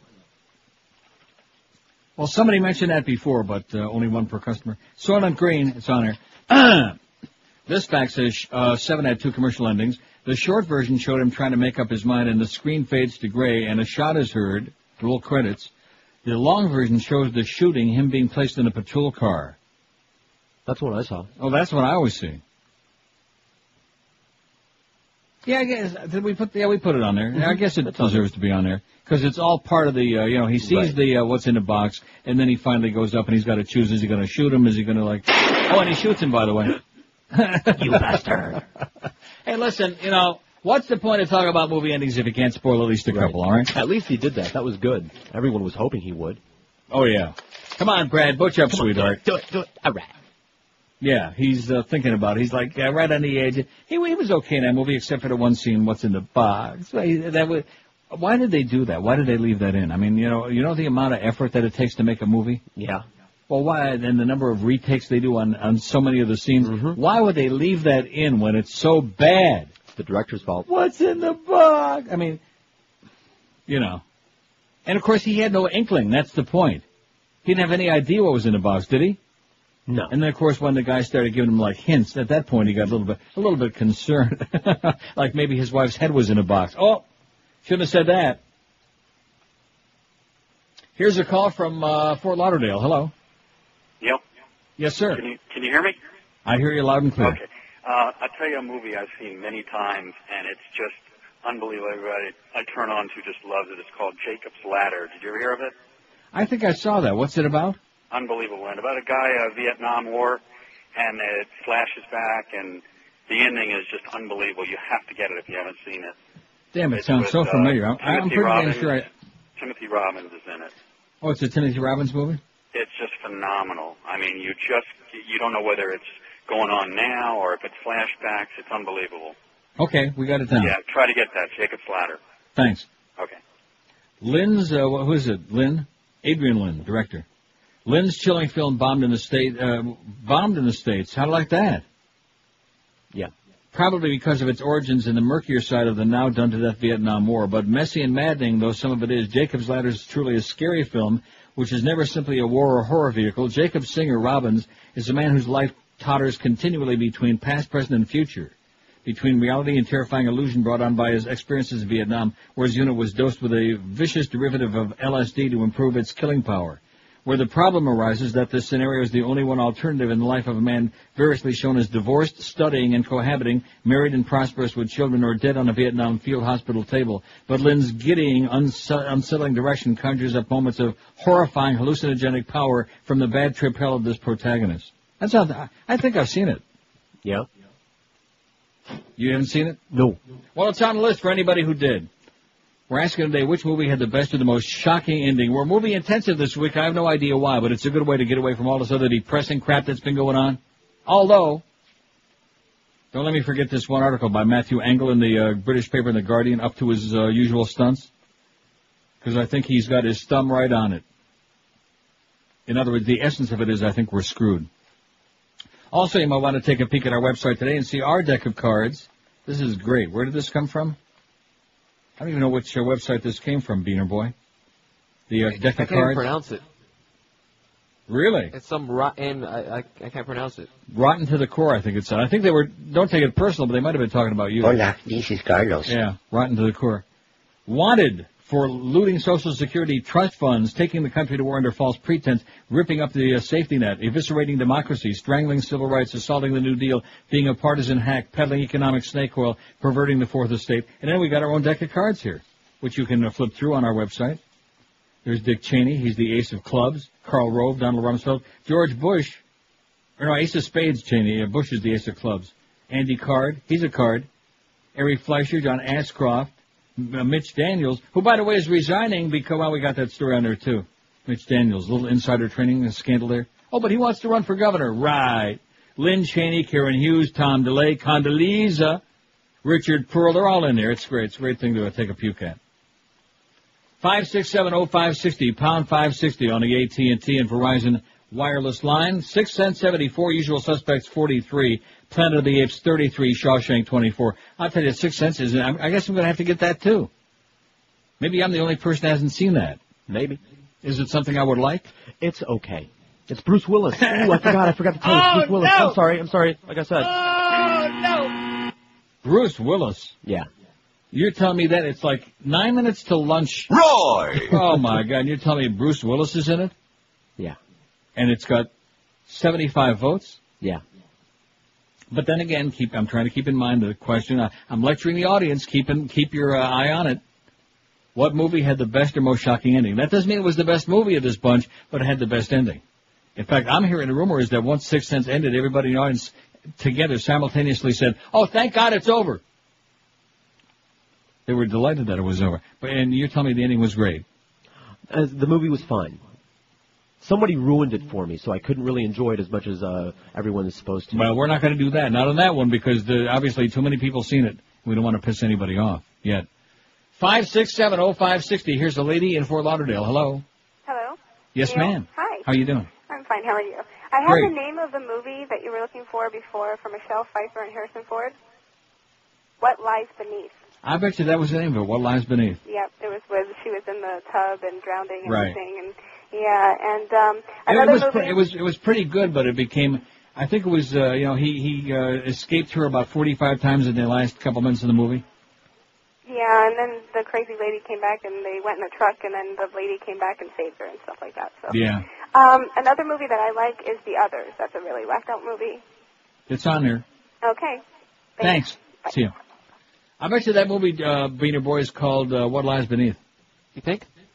I think that might be it. What I lies? saw it like about 700 times. It's one of those that when it comes on, and it was on all the, the movie channels, when it comes on there and I happen to flip onto it, I just watch it. I don't know. You know what I mean? No. Yeah, just leave it on. That's the same thing. I've seen it like 15 times too. Yeah, no, seriously, there are just some movies that are riveting enough, or they have some, I don't know, you watch it and it just hits you in a certain way, and so if you happen to I'm not saying you go out to a movie to watch it again and pay to see it, but if it just happens to pop up on, listen, when that like comes that. on, oh my God, don't forget, where's that list? Oh, did I throw the list away? What an idiot. Am I an idiot or what? I guess I am. I'm a moron. Yes. Well, I admit at least. Don't forget the Independent Film Channel, IFC. Next Wednesday, 10 p.m. is the first viewing. And somebody had sent me that whole schedule, and I Schmidt canned it. God. We can get it again. We can get it again, you're right. I still feel bad. You gotta see it, folks. Requiem for a Dream. Ellen Burstyn, she is so great in there. And the lovely Jared Leto. And who else is in it? Jennifer Connelly. And Jennifer Connelly. I'm sorry. I apologize. Jennifer Connelly's in there. I shouldn't be doing that. Right. I was concerned a little bit more about Jared, but you can understand why. Yeah. Especially after you faxed me you emailed me that big naked picture yesterday. Huh? He looks pretty good to me, I'll tell you that. Now, he's a good actor, though. He really is. Yeah, he is. And he does look good. Is there something really wrong with that? Like Jennifer Connelly, she's a great actress. Yes, she's she excellent. Is. And she also happens to look pretty damn good. Damn good. So is there something wrong with that? I don't think so. I mean, you know. There ought to be a law. Yeah, you shouldn't have them in. I've always said that. Let's see. I thought I would do that. Okay, don't get all sensitive again, sweetheart. I'm just checking my email here. Don't get, let's not turn the clock. Oh, there's Jared. I just clicked it off. Damn it. I just saw that his forehead and his hairline. Receding hairline, Jared. Get him, Chuck Alfieri's phone number. Receding hairline on Jared Leto. 567-0560, pound 560 on the AT&T line. Here's Pembroke Pines. Hello. Hey, Neil. Yes, sir. Hey, nice to talk to you. I'm not sure if anybody talked about this movie. It's called American History X with Ed Norton. It was brought up earlier today. Okay. I'm sorry. It might not have been It's all right. at that time. We didn't put it on there, but I'm trying to think of the reason why. Because it doesn't deserve to be. Oh. Yeah, Beaner Boy says no way. He said it wasn't the ending. Very, very good movie. He said an excellent movie, but the ending is the ending's a little different. You didn't expect the ending. Yeah. I think we'll put it on there because these two bozos, these two beaners, you know, what is it, American History X? Yeah, Ed Norton, Stacey Keach. Okay, you got it, man. It's on there. All right, thanks. Thank you. Get it on there, Beaner Boy. Don't give us no lip. Just get a hold of Eric and tell him. Hola, this is Carlos. And then we'll see what happens from there. American History X. Is that a recent movie? 6 years, maybe. Oh. Well, let's see. The movie I watched, Gattaca, last night with Ethan the Hawk. That was 6 years. And Uma Thurman. And Ema Sumac. 11:56 at 560 WQM. Let me tell you, Mother's Day is only Friday, Saturday, 3 days away. So you better get with it. If Mom's coming to visit, you certainly don't want her sleeping on a lumpy, worn-out mattress. Dial Mattress has got the perfect mattress for Mom. If it's sagging, lumpy, or just worn out, then call our good buddies at Dial Mattress at 1-800-MATTRES. Dial Mattress has got the best mattresses made in the world. They got Serta, Sealy, King Coil, Simmons. They don't carry any crap, no off-brands. You certainly don't want Mom sleeping on something that you wouldn't, so don't put it off one more minute. Nothing has a bigger impact on the way you feel every day than getting a great night's sleep. Dial Mattress gets more repeat and referral customers than anybody in the world because they treat you great. Once you buy a mattress from Dial Mattress, you realize what a piece of cake it is. You'll never go back to schlepping around town, wasting time, gas, and lots of money helping somebody pay for their big overhead in a showroom again. And don't forget, when you buy a mattress from Dial Mattress, they'll set up the brand new one and take away your nasty, crappy, embarrassing old bedding for free. That's correct. Dial Mattress sets up the new one and takes away the old for free. So this Mother's Day, have Mommy sleeping like a baby on a brand new bed from Dial Mattress. Gift certificates available in all denominations, too. So call right now, toll-free, 1-800-MATTRES. That's 1-800-MATTRESS for Dial Mattress, the smart way to get you a great night's sleep. Live and local. This is Sports Radio 560. QAM. This is Dick Cheney. I like to relax by having Mary Magdalene massage my balls while listening to the Neil Rogers 12 to 1 hour. Hello. This is Attorney General John Ashcroft. In my hand, I'm holding the original copy of the United States Constitution. Now, this coveted parchment is the foundation of your democracy.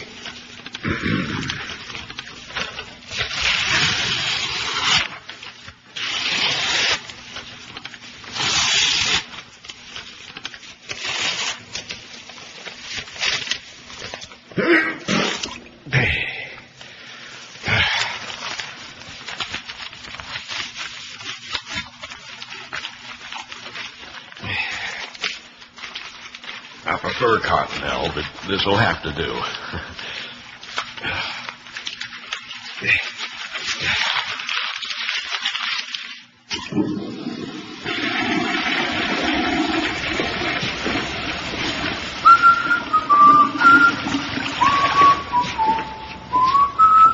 12 noon at 560 WQAM. Up to his usual stunts, writes Matthew Engel in The Guardian. This was in Tuesday, so it's like 2 days ago. Sorry about that. He says, you have to hand it to the guy. He swooped onto the flight deck of the USS Abraham Lincoln last week, the most spectacular entrance since the last Broadway production of Hello, Dolly, and did he look in his bomber jacket quite fantastically butch. As Lincoln himself said at Gettysburg, wrongly that time, no one will remember a word the president said. But they'll remember the scene and his smile and the cheering soldiery and his bomber jacket and believe that George W. Bush had just defeated all those pesky Iraqis single-handedly. Of course, it's remotely possible that the American electorate will decide that there's some political stunts so blatantly manipulative that they're actually intolerable, but we can probably rule that one out. The use of troops as a political backdrop and claque is a fascinating one. There are presumably among the 1.4 million members of the U.S. Armed Forces people who take the not wholly uncommon view that Bush is a dangerous dolt and a usurper at that. What happens if one of them decides he or she doesn't want to cheer their commander-in-chief? Do they face court-martial? Perhaps the problem never arose because when you have spent the last 10 months on an aircraft carrier, any visitor is welcome. And in this case, Bush was telling the troops they had achieved their objective and could go home. One day they may even find out what that objective was. This was, after all, the world's first reverse war. The outcome was predetermined. The reason for it will be sorted out later. The contrast between this astonishing piece of political theater televised around the planet and another event a couple of days later is so staggering it is pathetic to mention them in the same column. You know pathetic? No, please. Anticlimactic. I looked it up. Nonetheless, it should be reported that the 9 Democratic politicians who have announced they want to challenge the president next year gathered at a college in South Carolina and debated with each other. The debate was sponsored by the ABC TV network, but it might as well have been the Yale Skull and Bones Club or the Masons for all the publicity it got. It was held at 9 p.m. on Saturday. Despite the ABC connection, only one minor local cable channel, Washington, showed it live. A fifth of the network's 250 affiliates broadcast it eventually, mostly straddling midnight. The political junkies channel, C-SPAN, showed reruns on Sunday. The 9 candidates can be divided into 3 equal groups. There are 3 no-hope doves, the former Senator Carol Moseley Braun, the Congressman Dennis Kucinich, and the activist the Reverend Al Sharpton. There are 3 rather elderly hawks, Congressman Dick Ebhart, who does have one idea, a health plan, Senator Joe Lieberman, so pro-war he makes Bush look like Mahatma Gandhi, and Senator Bob Graham, whose shtick is that we're all doomed by terrorism and Bush is asleep on the job. Then there were at least 3 who were making, if not waves, at least a few ripples. Senators John Kerry of Massachusetts and John Edwards of North Carolina, and Howard Dean, the peace stick doctor and ex-governor of Vermont. Dean has moved into the front row by waging a tireless and lucid campaign against the war, which is playing well with party activists. However, he stepped over the edge before the debate by sounding too unenthusiastic not merely about the war, but about American strength in general and even about the fall of Sodom. So he's now on the defensive against Kerry. Dean was modestly impressive, actually, but someone I know who had lunch with him said it was like 90 minutes in the surgery. The man was humorless and convinced he knew everything. The trouble with the frontrunners, Kerry and Edwards, is that they're just running on their CVs. Kerry's full name sounds like John Kerry, the Vietnam veteran. He never lets anyone forget it for a second. He's collared all the best advisors, so many that he no longer seems to know what he thinks. Edwards, less experienced, more personable, is a poor-Southern boy who got rich and won't let anybody forget that either. God, it was depressing. William Safire of the New York Times, no friend of Democrats, yesterday called it a dead heat between Lieberman and Gebhardt. The Washington Post gave it to Lieberman. I thought that the only one of the 9 who sounded lucid and compelling was Sharpton, generally held to be a rogue. It's probably lucky hardly anybody watched. The real winner by a mile was the stuntman in the bomber jacket. There you go, boys and girls. Little bedtime story to start out the noon hour. Let's see, here's the faxes. I just saw Donnie Brasco. It's a good film, but I found this review about the film. Didn't know if the real story behind this film. It's a true story, yes. I'm reading this. It says the end of the film would definitely have been more enjoyable if I hadn't known the real story. Lefty's death in the movie was based on the real-life end of Sonny Black. Lefty Guns Ruggiero never talked. He upheld his twisted code of honor even when the friends offered to keep him out of prison. He served 10 years thanks to Pistone's testimony.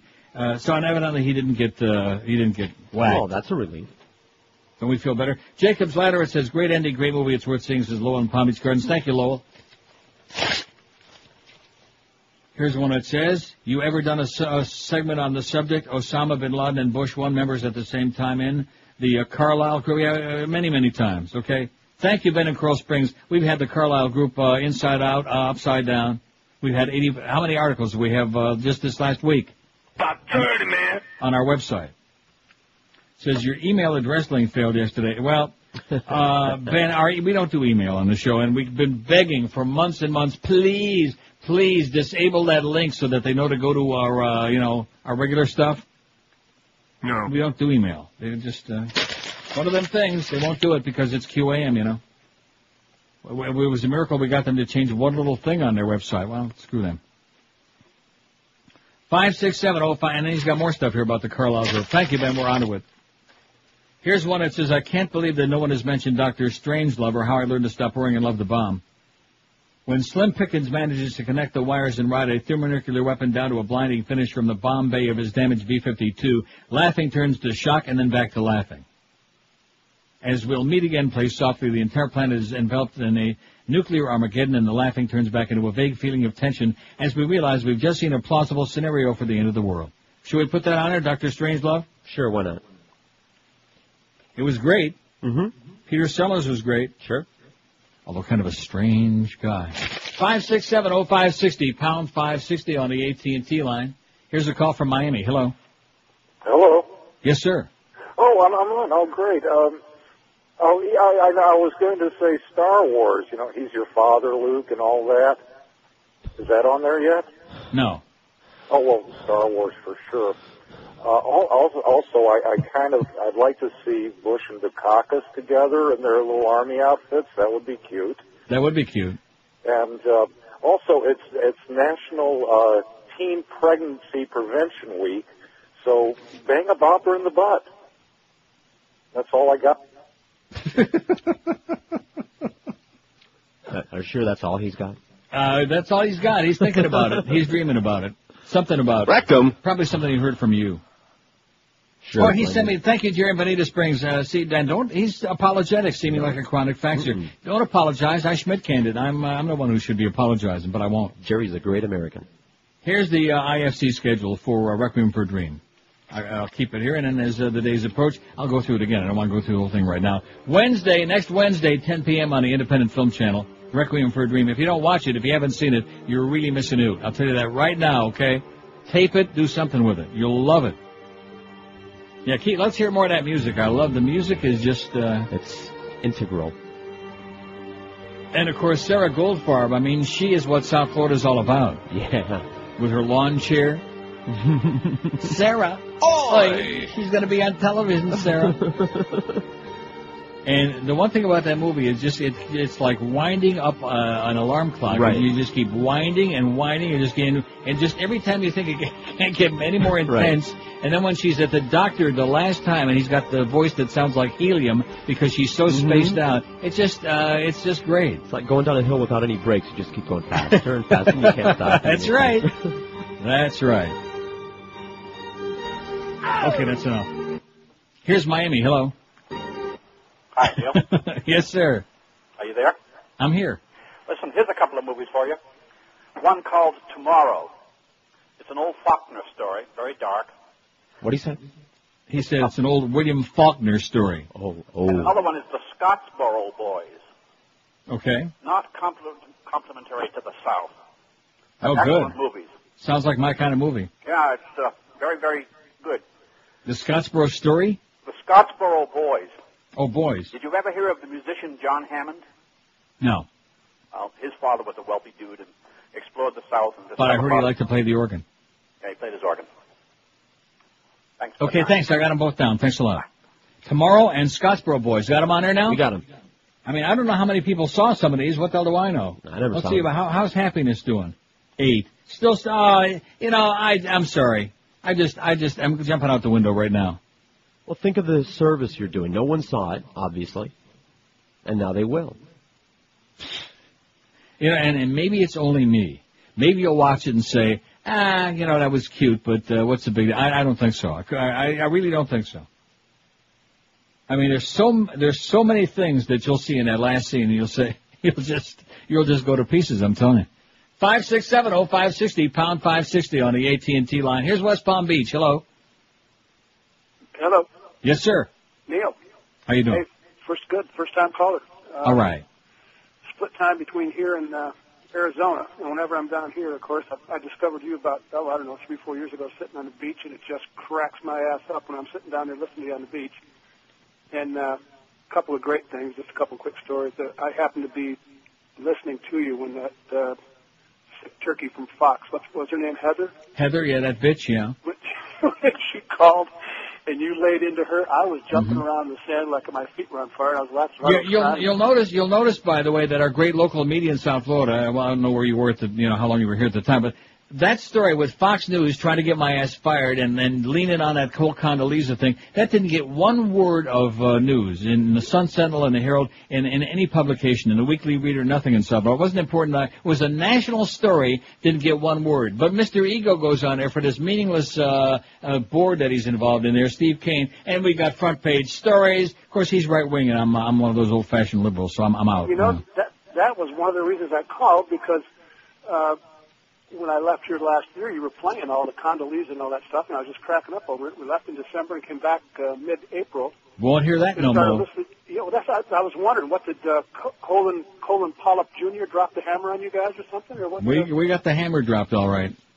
No kidding. Dropped the hammer right on his head. But anyway, I didn't see Mississippi burning, but perhaps we could do a rewrite and call it Tallahassee burning. And instead of having a cow be the culprit, we could have maybe like the state's head drug kingpin's drug-infested daughter home from rehab on a weekend furlough, and she drops her hot crack pipe and lights the whole damn city on fire, and there you go. There you go. In fact, I think we're writing the story as you speak. Oh, and by the way, great job. And you know what? You make my blood boil with some of this crap about the Patriot Act and all this other stuff, and just keep it up. We've got to get this country's ass on fire and get moving here. But I got good news for you. After the break, listen carefully. You'll hear the latest version of Condoleezza, okay? I'll be on there. Okay, hang Thanks, on. Neil. I mean, have a great day. And hang on or hang up. 12 minutes past noon at 560 WQM. You know, talk is cheap, but it's easy to throw out a lot of appealing low numbers. But when it comes right down to it, what percentage can you really get refinanced at? Is it 5%? Is it 4%? How about 2.45% with Financial Group? With interest rates of 2.45%, it's really your best bet, and it's rock solid. Call Financial Group now at 1-800-940-LEND. That's Financial Group toll-free at 1-800-940-LEND. Interest rates are at all-time low, so why not refinance your home or buy a new home and take advantage of a sure thing? And that's 2.45% financing with Financial Group. Here's what it'll do to your monthly payments. If you have a $200,000 loan, you'll be paying just $786 a month. If you have a $100,000 loan, you pay only $393 a month. So get yourself 2.45% financing from the Financial Group. Call them today. They'll explain to you how it works. There's no obligation at all. Call 1-800-940-LEND.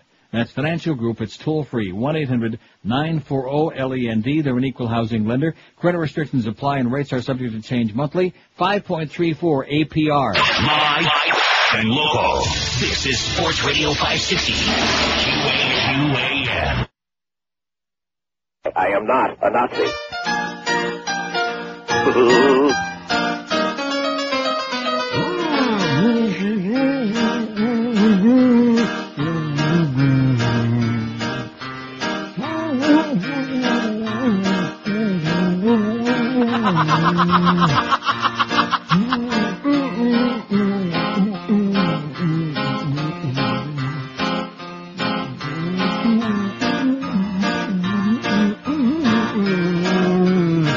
Much better.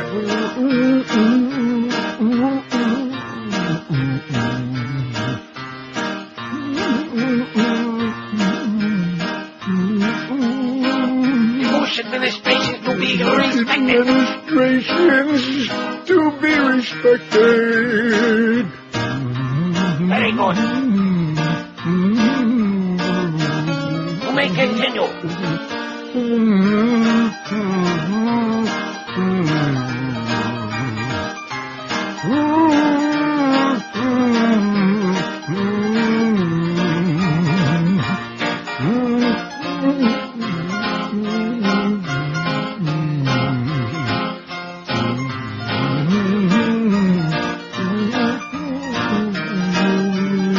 No tricks.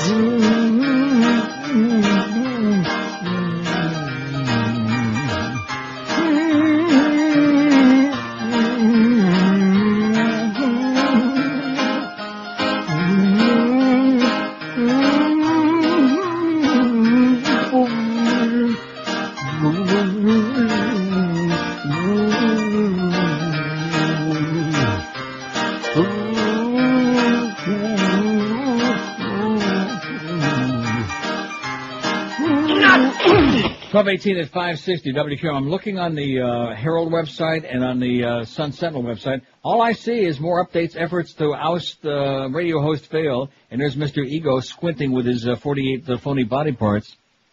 I don't see anything anymore about the Broward County Commission, about the Patriot Act. See, the reason that either paper wants to put that article in there is because, which I have it in my hand right now from yesterday, it lists the objection, or at least some of the objectionable parts about the Patriot Act and the reason that Broward Commission drafted that resolution along with 100 other municipalities around the country. But that isn't important enough a story to be in your local newspapers.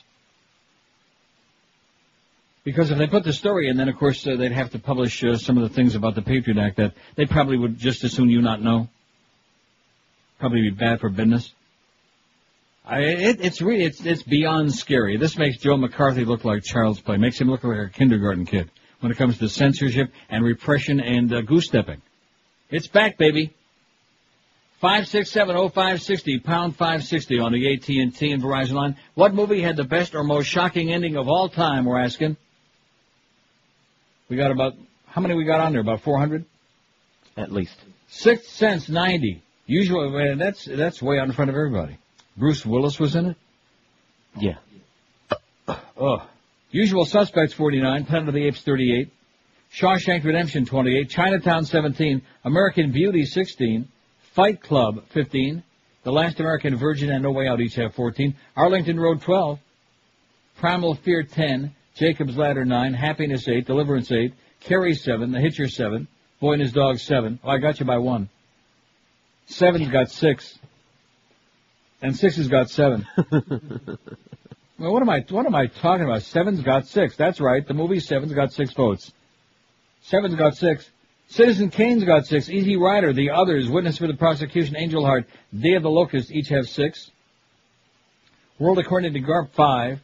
To Live and Die in L.A., 4. The Game, The Italian Job, they each have 3. The original Dutch version of The Vanishing and Donnie Darko and Deer Hunter and Eraserhead each have 2. Magnolia's got 1. Not too impressive. 1 for Plunkett and McLean. Pie's got 1. Reincarnation of Peter Proud. Soylent Green and Dr. Strangelove each have 1. And no votes yet for Frailty, or is it Frailty? Right. Identity, Lifeguard, Jacob's Ladder, and American History X. But there you go. That's the list we got so far. Not a lot of people saw Frailty, but it was actually pretty good, and the end was a surprise. How come we don't have Dr. Strangelove tomorrow or Scottsboro Boys on there yet, Beaner Boy? I'm sure it'll be on there any second. I don't want to get pushy, but I don't want some of these people taking the trouble to call us and, give their opinions, and then we just shine them, just ignore them like they're small potatoes. Our audience is all big potatoes. I've seen a lot of them, too, believe me. Boy, sunny skies, finally. It's sunny today. It's a beautiful day in T.O. Only a 20% chance of showers. Everybody come on up and bring lots of cash, although I hate to break the news to you, your American dollar, man, ain't doing too great. It's dropping like a rock. Dropping like a penny from the Sears Tower. Current temperature 15, sunny and 59 degrees in Toronto right now. It's beautiful. It's going to be like 64, 65. What more could you want, right? Let's take a look at that CNBC before we take any more calls. I just want to take a peek. The euro is $1.14. Last time I was in Amsterdam, it was like about even Steven, and last summer it was 92 cents the euro. Now it's worth $1.14. Just to give you an idea, the Dow is down 75 points. The Nasdaq's down 15 points, under 1,500 again. Unemployment is through the roof. But other than that, everything's looking great, baby. Everything's wonderful. All you rich right-wingers out there, man, you got it. Just squeeze it. Keep squeezing it. Here's a lady in Miami. Hello. Hello? Yes, ma'am. Hi, Neil. How are you? Great. How you doing? Good. I was just calling about the Hot Couple Contest. Okay. I wanted you guys to be looking out for us. Our name is Amy and Aaron Quattrell. And I was going to tell George, is he there? Yeah, he's there. That you're really going to like me. I'm a Playboy cover model. My husband's a model. Really? We love your show. Yes. All right. Yes. We love the lead. I like you already. My She didn't husband's ask also you, from Beaner Toronto. Boy. I'm sorry? Go ahead. I'm sorry. I said my husband's also from Toronto. Really? Yeah. Excellent. We love the Leafs. I think you may have a leg up, so to speak. We don't want to discriminate here because the audience will vote. But I'd like to see her with a leg up. Yeah, when are these pictures coming? Don't be a tease. When are the pictures Well, coming? I can actually email you like some instantly if you'd like to see them now. Yeah. Like, what's your email address?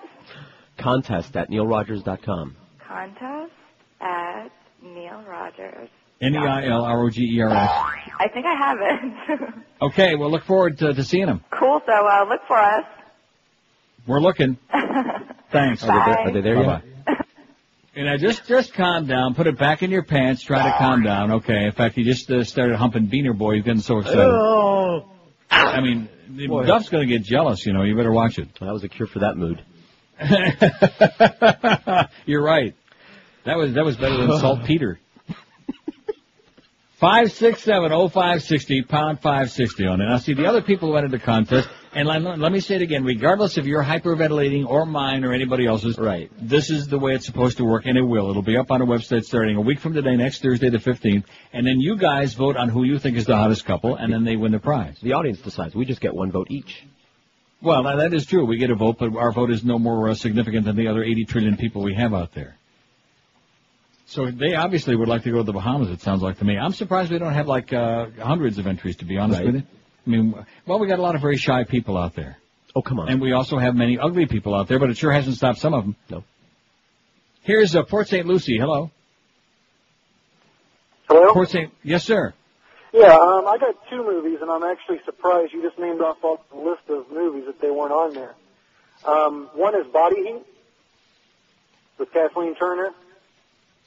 Right. Good movie. And, I don't know what was surprising about yeah, it. that was a pretty surprise ending. She basically took over the identity of her sister, which she had killed at the end.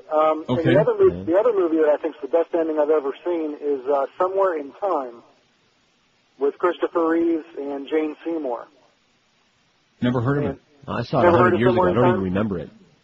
Somewhere in Time actually has got such a cult following that there's a group of people that have a club and they meet once a year over it. But really? If you've never seen it, I don't even want to tell you the ending. But shut basically about Christopher Reeve from Superman, of course, one of his only roles that he got that wasn't like a comedy type situation. And he basically runs into this old lady at a playwright, and she gives him this coin, and then he finds out that she's dead, and he ends up going back in time to find her, and it's a really strange situation on how he does it. It's not like a time machine type thing.